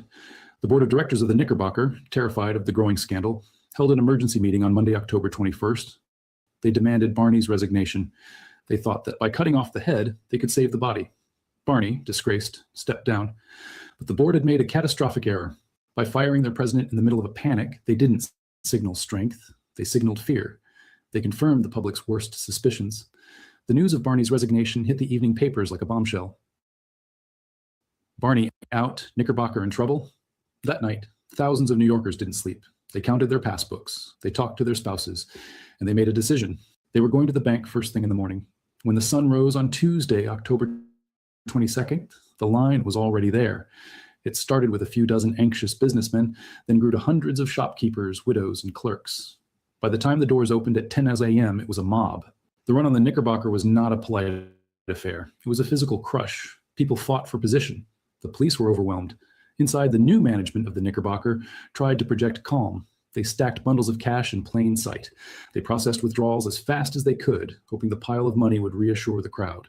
But for every person who walked out with cash, 10 more joined the line outside. The Knickerbocker had about $60 million in deposits, $1 billion today. But being a trust company, it had very little cash in the vault. It had to call in loans to get cash. But who could pay back loans in the middle of a crash? The liquidity dried up instantly. The vault managers watched the cash reserves dwindle. $8 million paid out, $5 million left, $2 million left. The telegraph wires to the other banks were burning up with requests for help. Send cash, we are dying. But the other banks, the conservative national banks, hated the trust companies. They viewed them as reckless competitors. They hesitated. They let the Knickerbocker bleed. At 12:30 p.m., the cash was gone. The managers had no choice. They suspended payments. The doors were locked. The mob outside, realizing they had been too late, went berserk. They pounded on the marble walls. They threw rocks. But the Knickerbocker, the symbol of Gilded Age invincibility, was dead. And as the crowd dispersed, angry and terrified, they didn't go home. They went to the other trust companies. They went to the Trust Company of America. They went to the Lincoln Trust. The forest fire had jumped the fire break. The panic was now a firestorm. The collapse of the Knickerbocker Trust was the financial equivalent of a dam breaking. The reservoir of public confidence, painstakingly built over decades, was empty. The water, the money, was rushing out, destroying everything in its path. On the evening of October 22nd, the streets of Manhattan were filled with the newsboys' cries, "Knickerbocker failed! Knickerbocker failed!" It was the sound of a nightmare coming true. But the true horror for the financial elite was not the fall of one bank. It was the randomness of the terror that followed. The mob didn't care about balance sheets. They didn't care about solvency. They were operating on pure animal instinct. They looked for the next victim in the newspapers, and their hunger for a headline gave them one. The headlines mentioned the Trust Company of America. Why the Trust Company of America? It was the second largest trust company in the city, run by a man named Oakley Thorne. Thorne was not a crook like Heinze or Morse. His bank was by all accounts solvent. But in a panic, guilt by association is enough. Thorne had once sat on a board with Charles Barney. That was the only formed outside the Trust Company of America's majestic columns on Wall Street. It was the Knickerbocker all over again. Inside the halls of power, there was a vacuum. The United States government was essentially a spectator. President Theodore Roosevelt, the trust buster, was hunting bears in Louisiana. His Treasury Secretary, George Cortelyou, rushed to New York, but he arrived with empty hands. The U.S. Treasury in 1907 operated like a medieval vault. It kept its gold locked up. It had no legal mechanism to instantly inject billions of dollars of liquidity into private banks.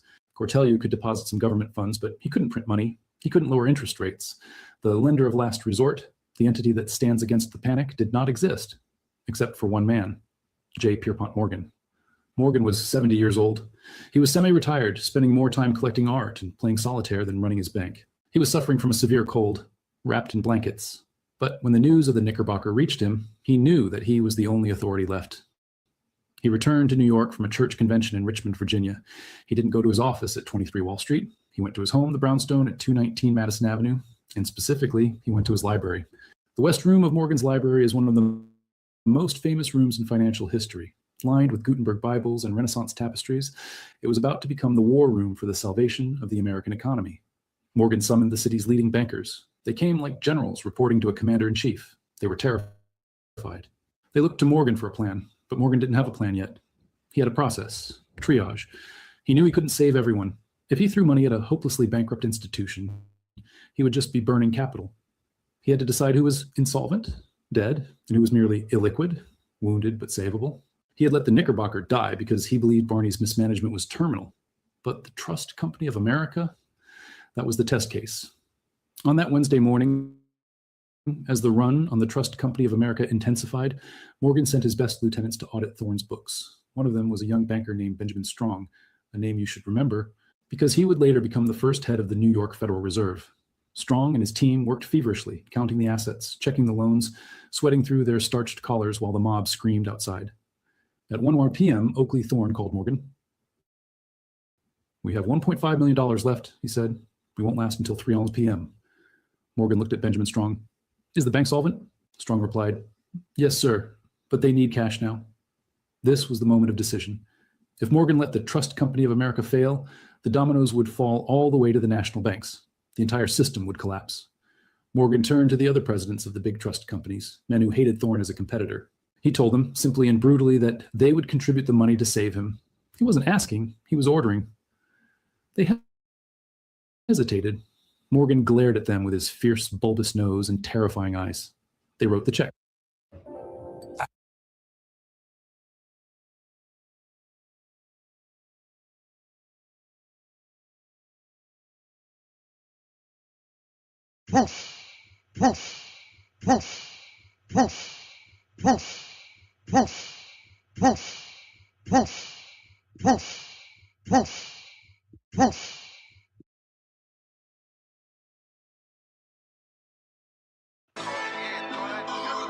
The Papah Trail. Let's go.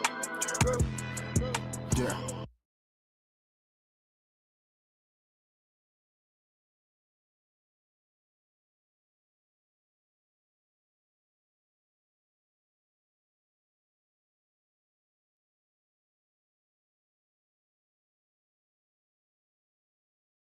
If Morgan let the Trust Company of America fail, the dominoes would fall all the way to the national banks. The entire system would collapse. Morgan turned to the other presidents of the big trust companies, men who hated Thorne as a competitor. He told them, simply and brutally, that they would contribute the money to save him. He wasn't asking, he was ordering. They hesitated. Morgan glared at them with his fierce, bulbous nose and terrifying eyes. They wrote the checks. At 2:15 p.m., a convoy of wagons arrived at the Trust Company of America. Heavily armed guards carried large canvas sacks filled with gold and banknotes through the crowd. The sight of the physical money slowed the panic, but didn't stop it. Thorne stayed open until 3 p.m., paying out every depositor who reached the window. He survived the day, but barely.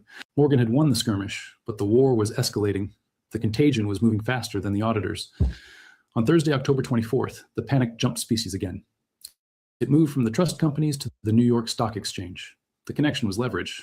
The brokers on the floor of the NYSE lived on borrowed money. They borrowed from the banks to buy stocks on margin. But the banks, terrified of the runs, had stopped lending. The call money market, where brokers borrowed cash overnight, froze solid. Interest rates for a one-day loan spiked to 100%, then 150%. And then there was no money at any price. At 1:30 p.m. on Thursday, Ransom Thomas, the president of the stock exchange, walked across the street to Morgan's office. His face was gray.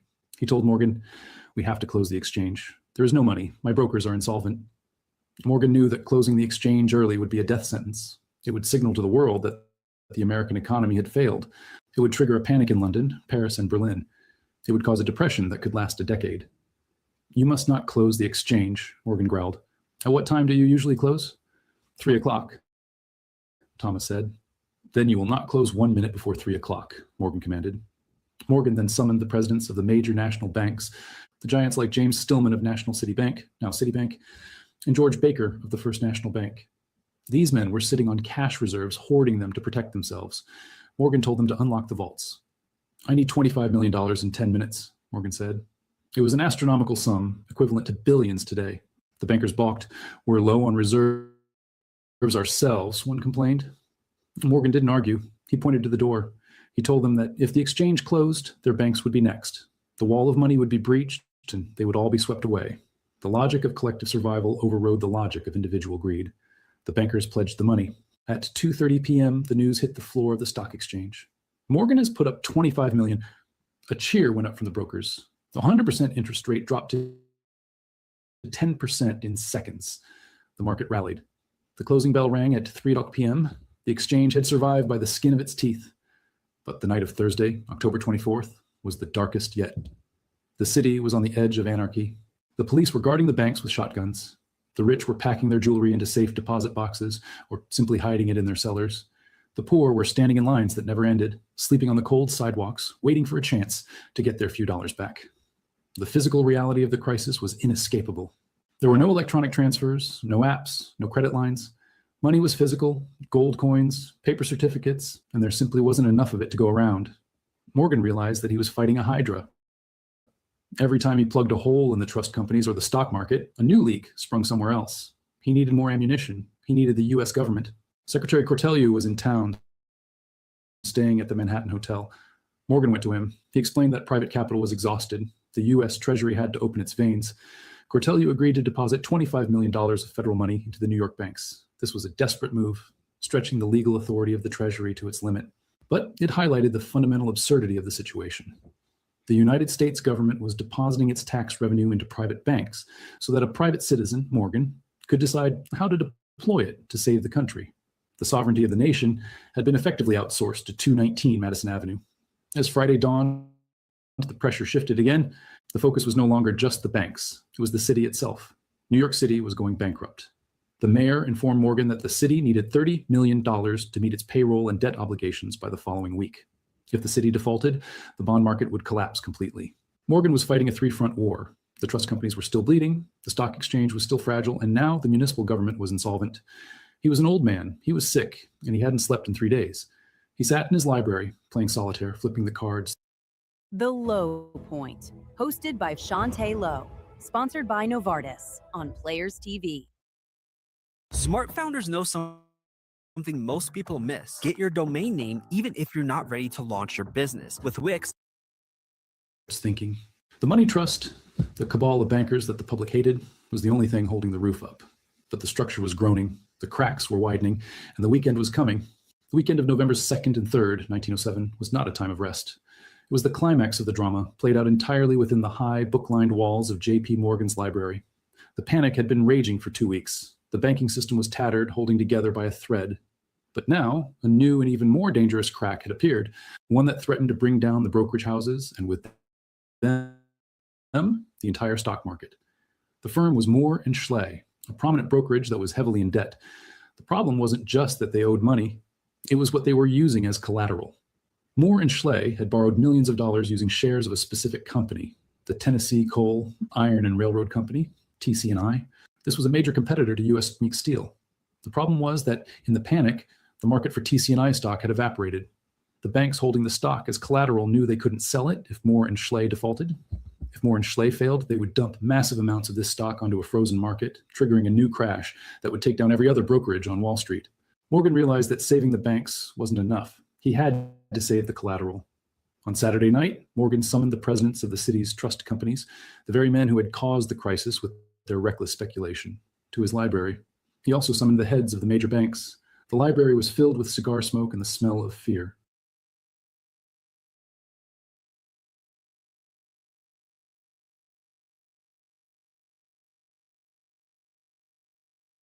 The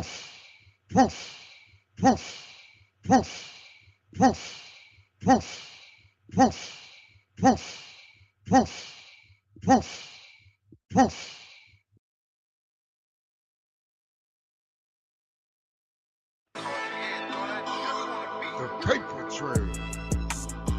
Let's go. Yeah.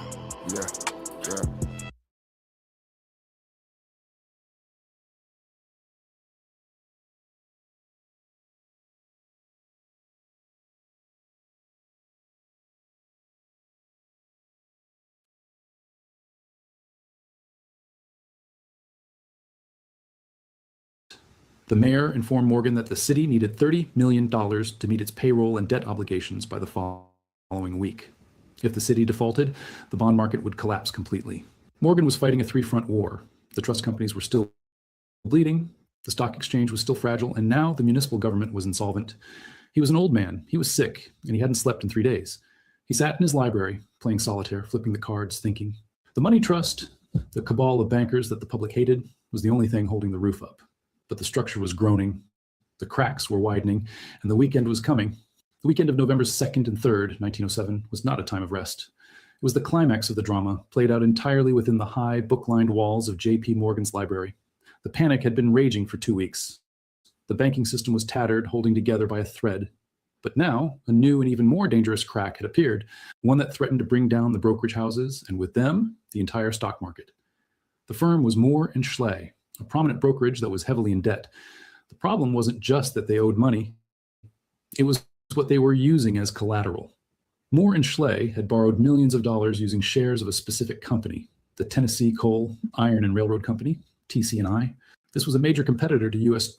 Meek Steel. The problem was that, in the panic, the market for TC&I stock had evaporated.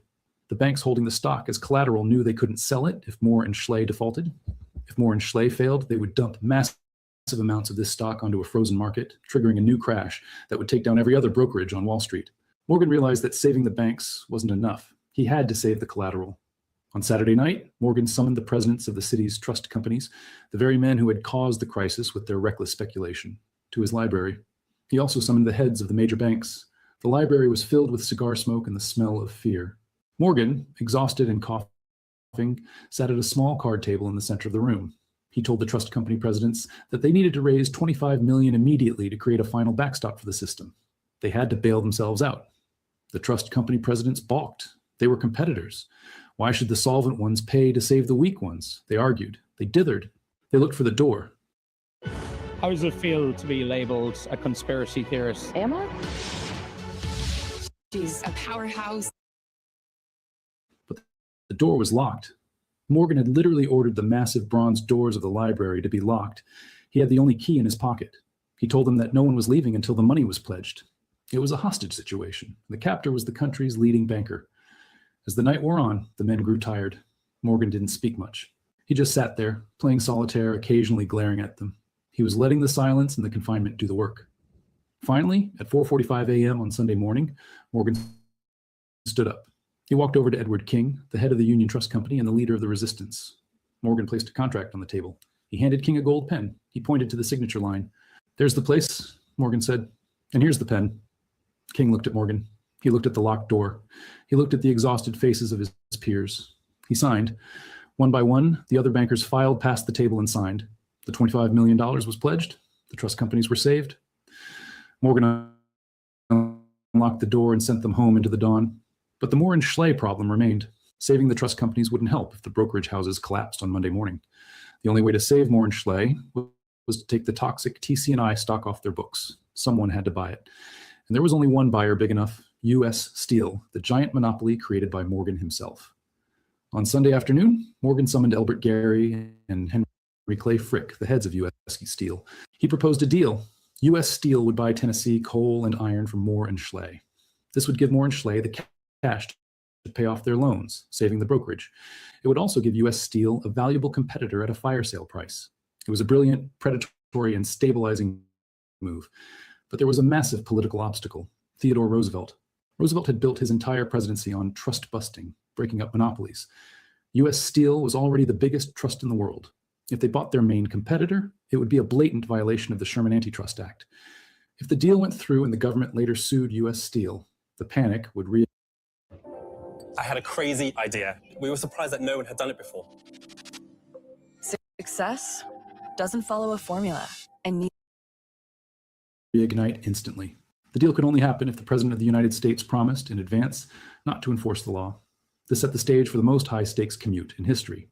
On Sunday night, Elbert Gary and Henry Clay Frick boarded a private train in Jersey City. They had to get to the White House before the stock market opened on Monday morning. They sped through the darkness, carrying a proposal that asked the president to suspend the rule of law to save the economy. They arrived in Washington at dawn. They rushed to the White House. Roosevelt was in the middle of breakfast. He interrupted his meal to meet with them. Gary and Frick explained the situation. The market was on the precipice. Moore and Schley would fail in hours. If they failed, the crash would be total. The only solution was for U.S. Steel to buy TC&I, but they couldn't do it if they faced an antitrust lawsuit. They needed immunity. Roosevelt was torn. He hated the trusts.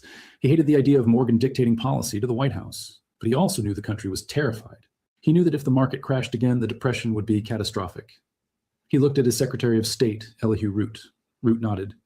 Roosevelt made the decision. He told Gary and Frick that while he could not legally waive the law, he would instruct his Attorney General not to prosecute the merger.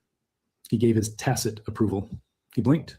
Gary and Frick rushed to a telephone. They called Morgan's office in New York. The news arrived just minutes before the opening bell on Monday morning. The merger is approved. The word spread across the floor of the stock exchange. Moore and Schley was safe. The sword of Damocles, the collapse of the brokerage sector, had been removed. The market rallied. The panic finally began to recede. The panic of 1907 was over. J.P. Morgan, operating out of his library, had single-handedly acted as the lender of last resort, the regulator of the banks, and the negotiator with the president. He had saved the country. But as the adrenaline faded, the backlash began.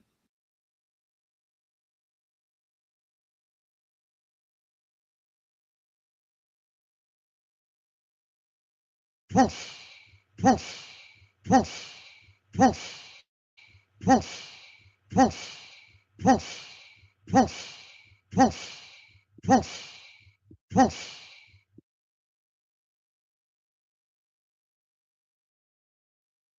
The Papah Trail.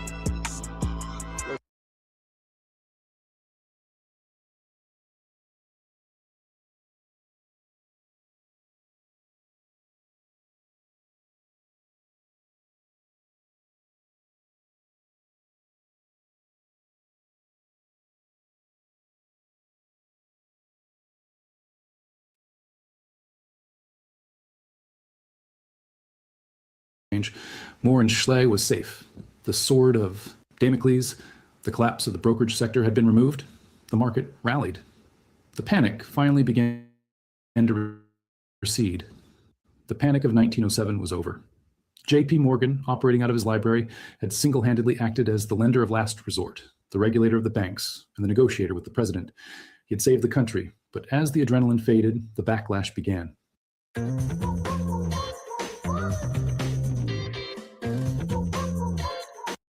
The American public looked at what had just happened, and they were horrified.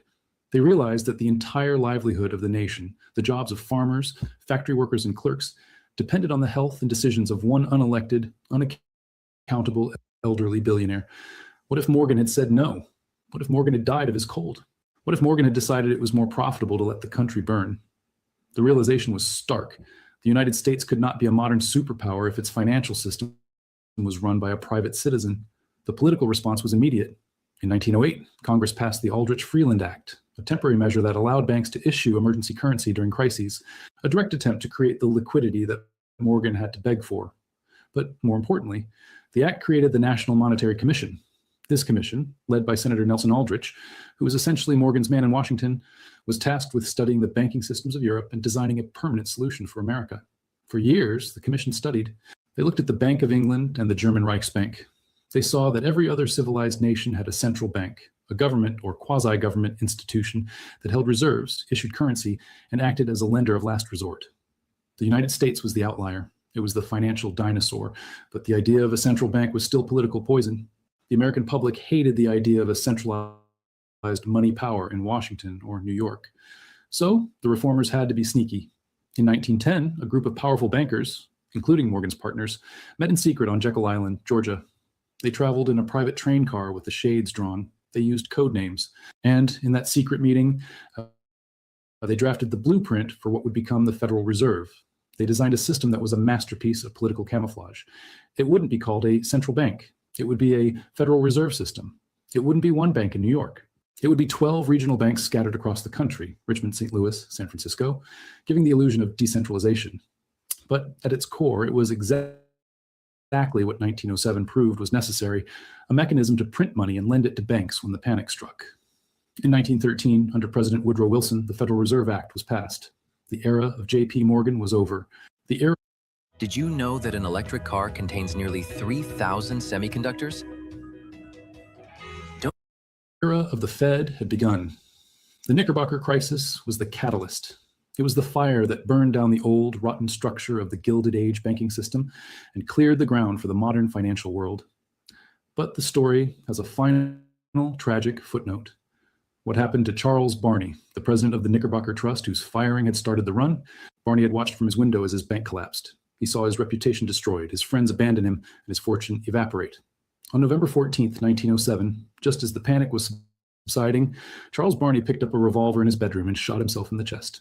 He was the human sacrifice on the altar of the crisis. His death was a grim reminder that financial panics are not just lines on a chart. They are destroyers of lives. The Knickerbocker Trust Company itself eventually reopened, reorganized, and was absorbed into other banks. Its marble headquarters at 34th and 5th still stands today, but it is no longer a bank. It is a retail store.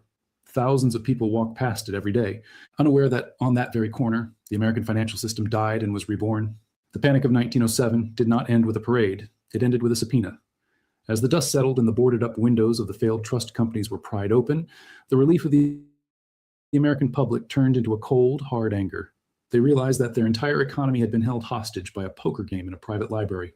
The fact that J.P. Morgan had saved the country wasn't seen as heroism. It was seen as a terrifying display of raw, unaccountable power. If one man could save the system, that meant one man could also destroy it. The question on everyone's lips was, Who actually owns America? In 1912, the United States Congress decided to find out.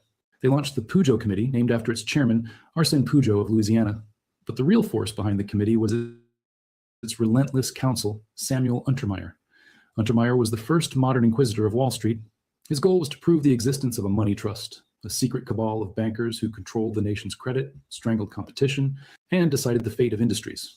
The climax of the investigation was the testimony of J.P. Morgan himself. The 75-year-old titan was dragged to Washington, D.C. to testify. It was the old world colliding with the new. Untermyer tried to trap Morgan, peppering him with questions about his control over railroads, steel mills, and banks. He produced charts showing a spiderweb of interlocking directorates, where Morgan's partners sat on the boards of dozens of competing companies, effectively fixing prices and controlling the flow of capital. But Morgan was defiant. I had a crazy idea. We were surprised that no one had done it before. Success doesn't follow a In one of the most famous exchanges in financial history, Untermyer asked him, "Is not commercial credit based primarily upon money or property?" Morgan glared at him and replied, "No, sir. The first thing is character." "Before money or property?" Untermyer asked, stunned. "Before money or anything else," Morgan thundered. "Money cannot buy it. A man I do not trust could not get money from me on all the bonds in Christendom." It was a magnificent line, a defense of the old gentleman's code of banking. But to the American public, it sounded like arrogance. It sounded like Morgan was saying, "The system works because I am a good man." That wasn't enough anymore. The Pujo Committee's final report was a bombshell. It concluded that a money trust did exist. It found that Morgan and his associates held 341 directorships in 112 corporations with total resources of $22 billion, a sum greater than the assessed value of all property in the 22 states west of the Mississippi River. The verdict was clear. The concentration of power was incompatible with democracy. The Morgan system had to be dismantled. But while the politicians were grandstanding in public, the bankers had already been working in secret to design their own replacement. This brings us back to the Jekyll Island conspiracy, the event that serves as the bridge between the chaos of the Knickerbocker Run and the structure of the modern world. In November 1910, while the memory of the panic was still fresh, Senator Nelson Aldrich, the legislative face of the Republican establishment, boarded a private train car in Hoboken, New Jersey. He was joined by the elite of the financial world, Frank Vanderlip of National City Bank, Henry Davison of J.P. Morgan & Co., and Paul Warburg, a brilliant German banker who understood the mechanics of European central banking. They traveled under cover of darkness to the Jekyll Island Club, an exclusive hunting resort off the coast of Georgia. They used first names only so the servants wouldn't recognize them. For a week, this secret cabal hunted ducks by day and drafted legislation by night. They argued over the structure of a new central bank. Warburg pushed for a centralized system like the German Reichsbank. Aldrich, knowing the American fear of centralization, pushed for a decentralized collection of regional banks. They compromised.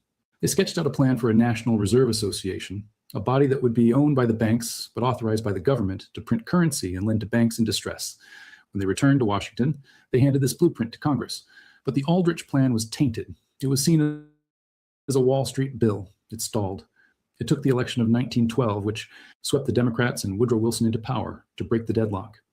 Wilson and his congressional allies, Carter Glass and Robert Owen, took the Jekyll Island draft, stripped off the Republican labels, added a government-appointed oversight board, the Federal Reserve Board, to appease the populists, and rebranded it. On December 23, 1913, President Wilson signed the Federal Reserve Act. The law was a direct answer to the horrors of the Knickerbocker crisis. The problem of 1907, the currency was rigid. When people hoarded cash, the supply of money shrank, causing interest rates to spike to 100%.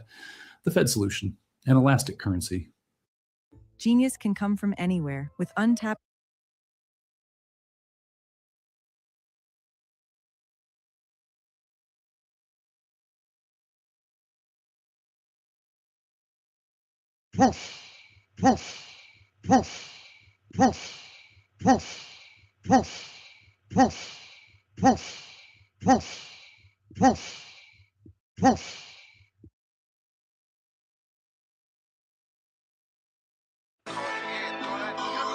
The Papah Trail. Let's go. Yeah.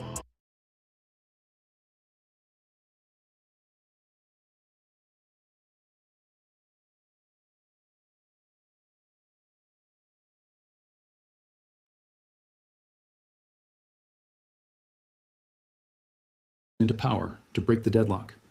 Wilson and his congressional allies, Carter Glass and Robert Owen, took the Jekyll Island draft, stripped off the Republican labels, added a government-appointed oversight board, the Federal Reserve Board, to appease the populists, and rebranded it. On December 23, 1913, President Wilson signed the Federal Reserve Act.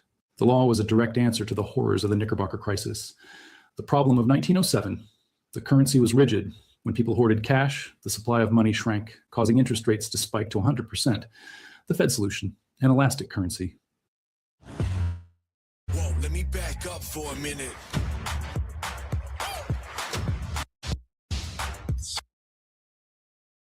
The Federal Reserve note, the dollar bill you use today, could be printed on demand based on the assets of the banking system.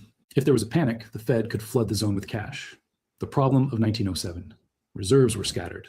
Country banks kept their money in New York, and when they pulled it out, New York crashed. The Fed solution, centralized reserves. All national banks were required to keep their reserves with the Federal Reserve banks, not with each other. This firewalled the system. The problem of 1907, there was no lender of last resort. Morgan had to beg and bully private bankers to lend. The Fed solution, the discount window. Any solvent bank could walk up to the Fed, offer collateral, and get a loan instantly. No begging required. It was a technocratic masterpiece. It promised to end the cycle of booms and busts forever. It promised that never again would a line of terrified depositors have to stand in the rain outside a marble building, wondering if their life savings were gone.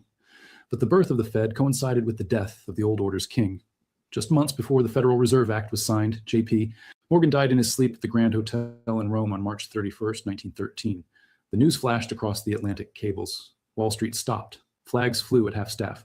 When his will was read, the world was shocked by how little money he actually had. His estate was valued at roughly $80 million plus his art collection. It was a vast fortune, but it was dwarfed by the wealth of industrialists like John D. Rockefeller or Andrew Carnegie.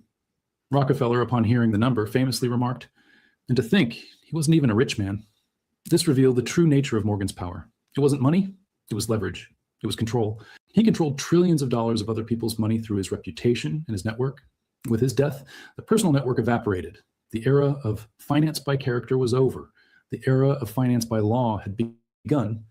However, there is a darker interpretation of the Knickerbocker crisis that has persisted for a century. Was the panic an accident, or was it a hit?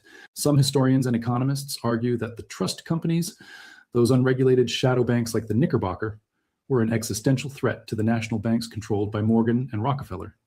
The trust companies were growing faster, taking more risks, and stealing deposits. By 1907, they were winning. The theory goes like this. When the trouble started with Heinze and United Copper, Morgan could have stopped it early. He could have bailed out the Knickerbocker on day one. Remember, the Knickerbocker had $60 million in deposits. It wasn't a small bucket shop. It was a giant. Yet, Morgan famously refused to even meet with Charles Barney. He let the Knickerbocker bleed to death. He only stepped in to save the Trust Company of America after the panic had thoroughly terrified the public and destroyed the reputation of the trust company model. Did Morgan let the crisis burn just hot enough to destroy his unregulated rivals, but not hot enough to destroy himself? We will never know for sure. Morgan took his secrets to the grave, but the result of the panic was undeniable. The trust companies were brought to heel. They were forced to join the clearinghouse system and hold higher reserves. The shadow banks were regulated. I'm an accountant. The CMA helped me realize all I could do as one. CMA, Confidence Certified.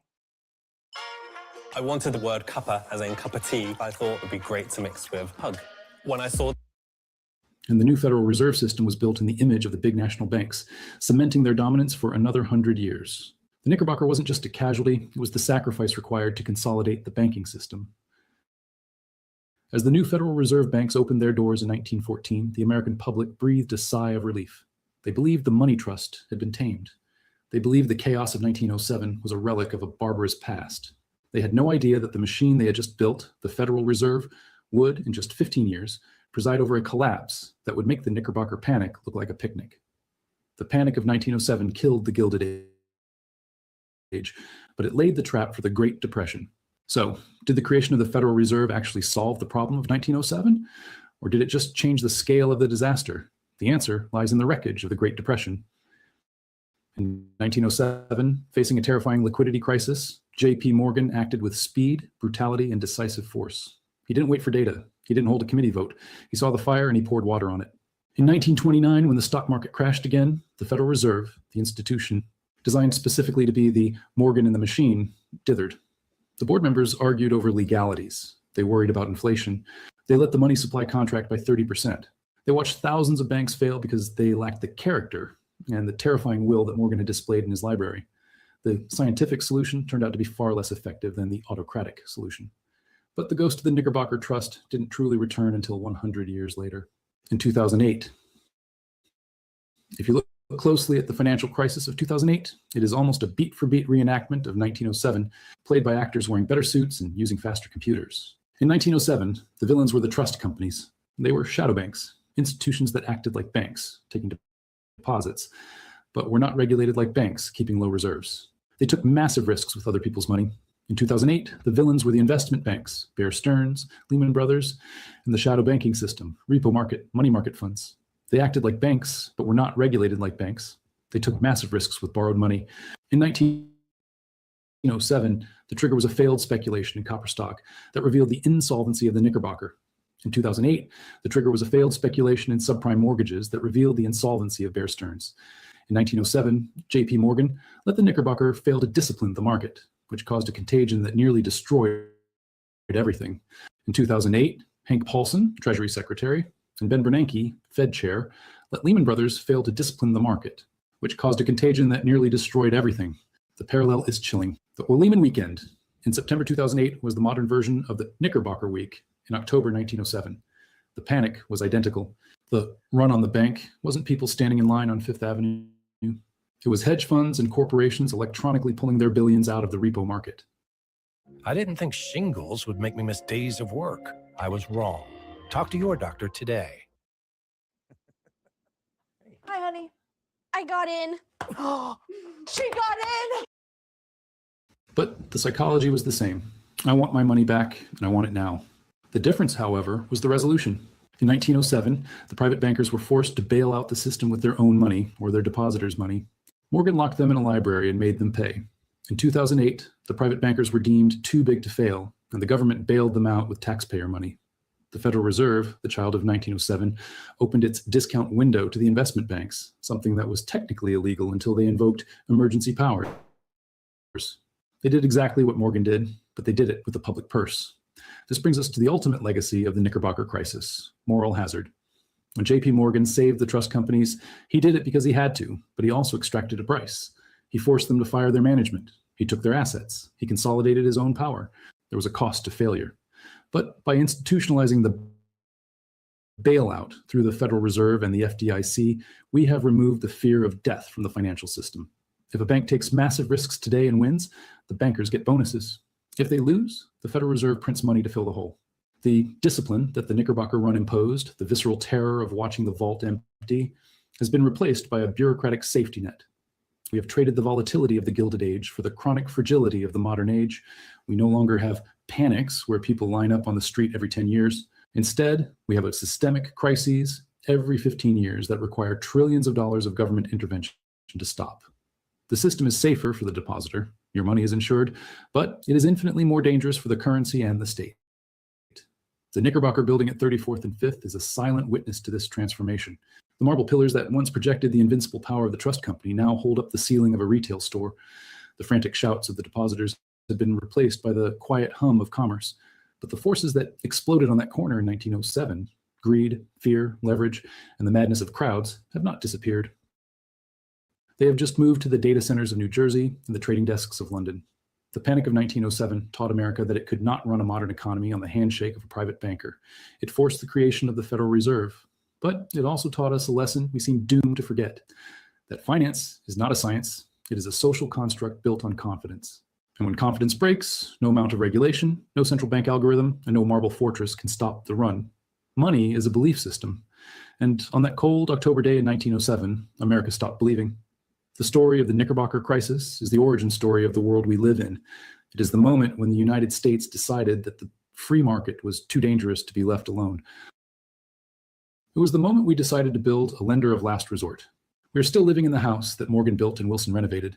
But as debt levels rise and bubbles inflate, we have to ask ourselves, if the next panic is bigger than the Fed, who will be the Morgan of the 21st century? The library is empty.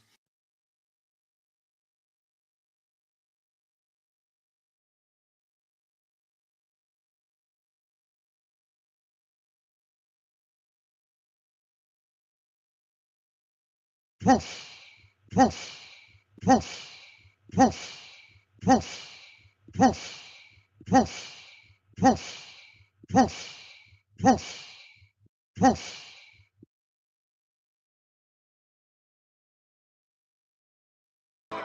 Papah Trail. Let's go.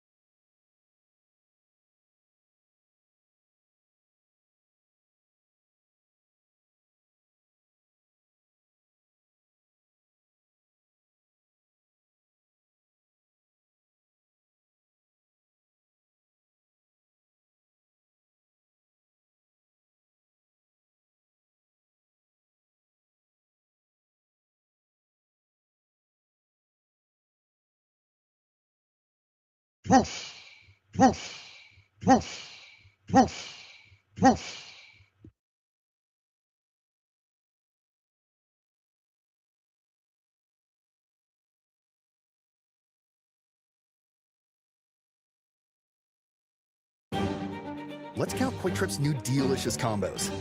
How many possibilities are there?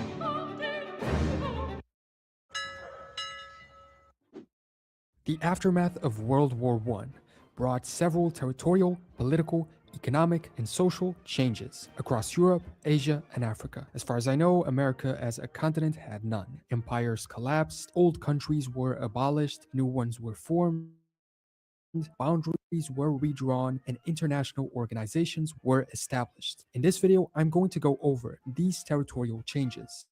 And I think along the way, understanding why and how they happened, we'll also get a good idea of the political changes. 27 countries gained territory with the peace deals, some even as new countries, others regaining independence, and others simply gaining new land, while 9 countries lost territory. Oddly enough, there are common cases in both lists. Some countries gained land in some places while losing it in others, but we'll get to that in a minute. Most of the changes occurred in Europe, so I'll start here and then take a look at the other continents, given that there were also significant changes taking place there. The biggest change in Europe, in my opinion, was the dissolution of the Austro-Hungarian Empire. Several new countries gained full independence: Austria, Hungary, Czechoslovakia, Yugoslavia, originally called the Kingdom of Serbs, Croats, and Slovenes. The boundaries of Romania were also expanded at the cost of the Habsburgs' Hungarian lands. The reasoning behind it being to include as many Romanians as possible within its borders. The southern half of the county of Tyrol and Trieste were granted to Italy too, and Austria and Hungary themselves were separated into 2 distinct, fully independent countries. Worth mentioning that Austria actually gained a small territory from Hungary, or Videk, since while being united in the empire before, there were already demarcation lines between the two. I would say the dissolution of this empire is the most significant event when it comes to a political and territorial change between before and after World War I, because it was absolutely permanent. A previously gigantic and strong empire was completely gone. While Germany eventually recovered its land, as did Russia, the Habsburg Empire, having lasted for centuries, was gone. The new Austrian and Hungarian republics were small shadows of what the empire had been. The only example that might be comparable is the Ottomans, which we'll get to soon. Further north, there were also other changes. The German Empire came to an end, and the new German Republic saw its territory significantly diminished. Alsace-Lorraine was given to the French, the Saarland was temporarily occupied, as well as the Rhineland and the Ruhr border region. Northern Schleswig went to Denmark, Upper Silesia divided between Czechoslovakia and Poland, and Eupen Malmedy to Belgium. In the east, Poland was created from parts of Germany, Austria-Hungary, and Russia, and German lands were given to Poland so that they would have access to the Baltic Sea. As a result, the German province of East Prussia was divided from the rest of the country. Danzig was also created as a semi-autonomous free city. Danzig was not Poland's only access to the Baltic Sea. They had more land to the west of it that allowed them to reach it. The free city included the city of Danzig and other nearby towns, villages, and settlements that were primarily inhabited by Germans. As the treaty stated, the region was to remain separated from Germany and from the newly independent Poland, but it was not an independent state. The Free City was under League of Nations protection and was put into a binding customs union with Poland. To the northeast, 3 other Baltic nations were created: Estonia, Latvia, and Lithuania, previous territories of the Russian Empire, as was Poland, which were created as a consequence of both the Russian Revolution and the Russian separate peace deal against the Germans in the war. Given that the two events are directly related, the Germans had other plans for this region should they have won the war, but since they lost it, it was the Entente that ensured these 3, along with Poland, got their full independence, although it was about to be again interrupted before fully achieved. This independence from the Russians also took place in Finland, who gained a lasting independence, but these weren't the only territories that the Russian Empire lost.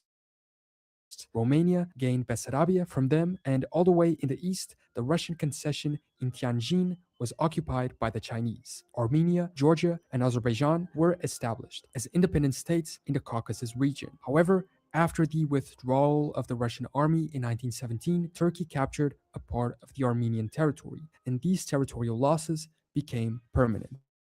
Eventually, the Russian Red Army arrived, and all 3 countries were proclaimed as Soviet republics in 1920, and over time were absorbed into the Soviet Union. France got the territory gains we saw in Alsace-Lorraine, a territory that had historically been theirs, but was ceded to Prussia in 1871 after the Franco-Prussian War. Also extremely important was the participation of French colonial troops in the war. When these soldiers returned to their homelands, they felt like they had not been properly rewarded, and so they became the basis of some pro-independence movements in these regions, paving the way for future territorial changes with decolonization. So an indirect territorial change consequence of the war. Not exactly as a consequence of the peace deals, but coinciding in the same time, sort of. The British lost most of Ireland as the Irish Free State gained independence. Greece gained Western Thrace from Bulgaria, which had sided with the defeated Central Powers in the war. This way, Bulgaria lost its direct access to the Aegean Sea in the Mediterranean, only accessing the Black Sea and forcing them to go through the Turkish Straits in order to reach it. They also lost some other minor territories, about 2,500 square kilometers of their border with the new Yugoslavia, and returning Dobruja to Romania as well. Italy also got a few territories, and we saw the ones they got from Austria, but also some in the Balkans and Adriatic Sea. Let's sum them all up. Tyrol, Istria, the port of Trieste, the Krezlozinie archipelago, and the Hungarian port of Rijeka, northern Dalmatia, part of the Austrian duchies of Carniola and Carinthia, the Dodecanese Islands held by Italy since 1912, the port of Vlor in Albania, a protectorate over all of Albania, and small border gains in Africa. And most of all, in the event of the partition of the Ottoman Iranian regions adjacent to the province of Adalia. This is a key aspect because this particular partition of the Ottoman Empire didn't happen. The Treaty of Sèvres was a 1920 treaty signed between the allies of World War I and the Ottoman Empire. The treaty ceded large parts of Ottoman territory to France, the United Kingdom, Greece, and Italy. We can see it here on this map.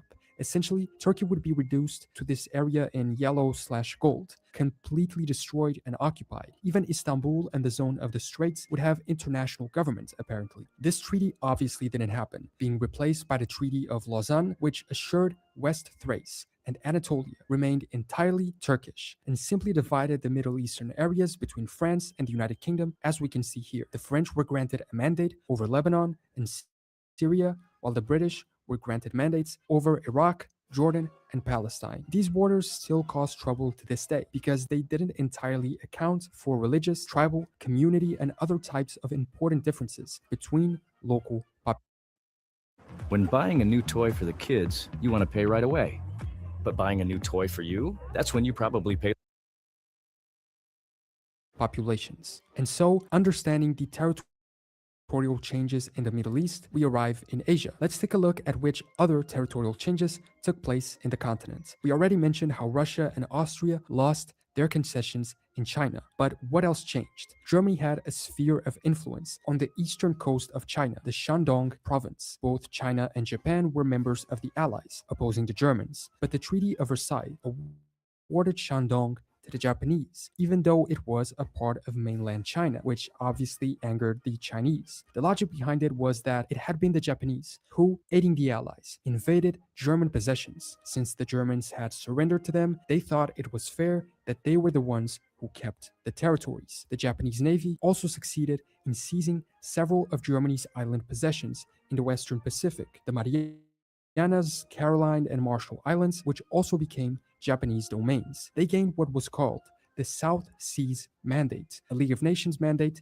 given to the Empire of Japan, consisting of these previously German islands. The remaining German colonies in the Pacific also became League of Nations mandates, but administered by the United Kingdom, New Zealand, and Australia. Australia got the Bismarck Archipelago and Nauru, and New Zealand got German Samoa. Essentially, all Pacific colonies of the Germans above the equator went to Japan, and below the equator to the United Kingdom and its domains. Finally, Africa. Here, the most important, if not only change, was the complete end of the German colonial empire. All territories that had been previously part of the German colonies were distributed amongst some of the winners of the war. The United Kingdom and France divided German Cameroon and Togoland. Belgium gained Rwanda Urundi in northwestern German East Africa. The UK obtained by far the greatest landmass of the colony, thus gaining the missing link in the chain of British possessions, stretching from South Africa to Egypt,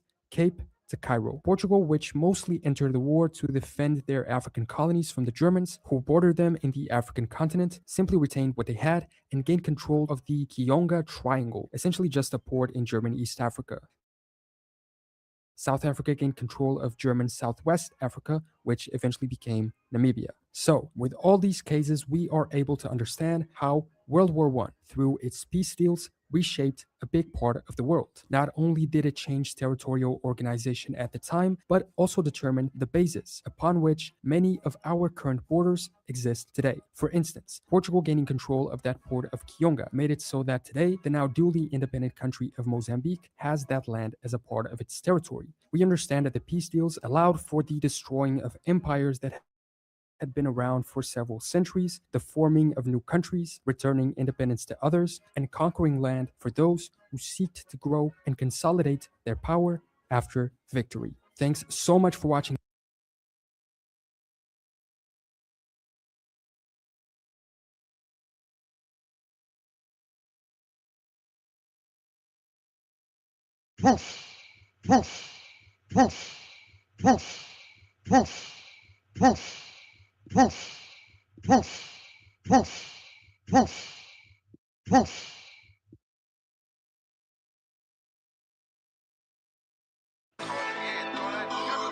The Papah Trail.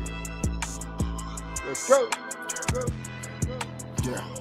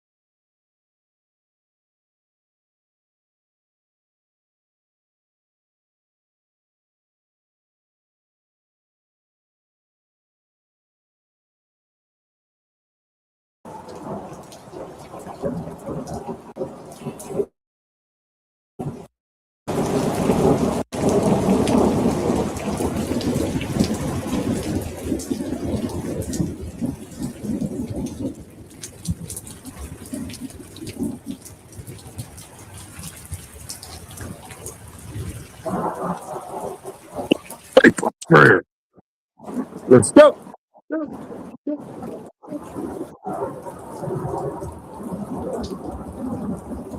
Payback.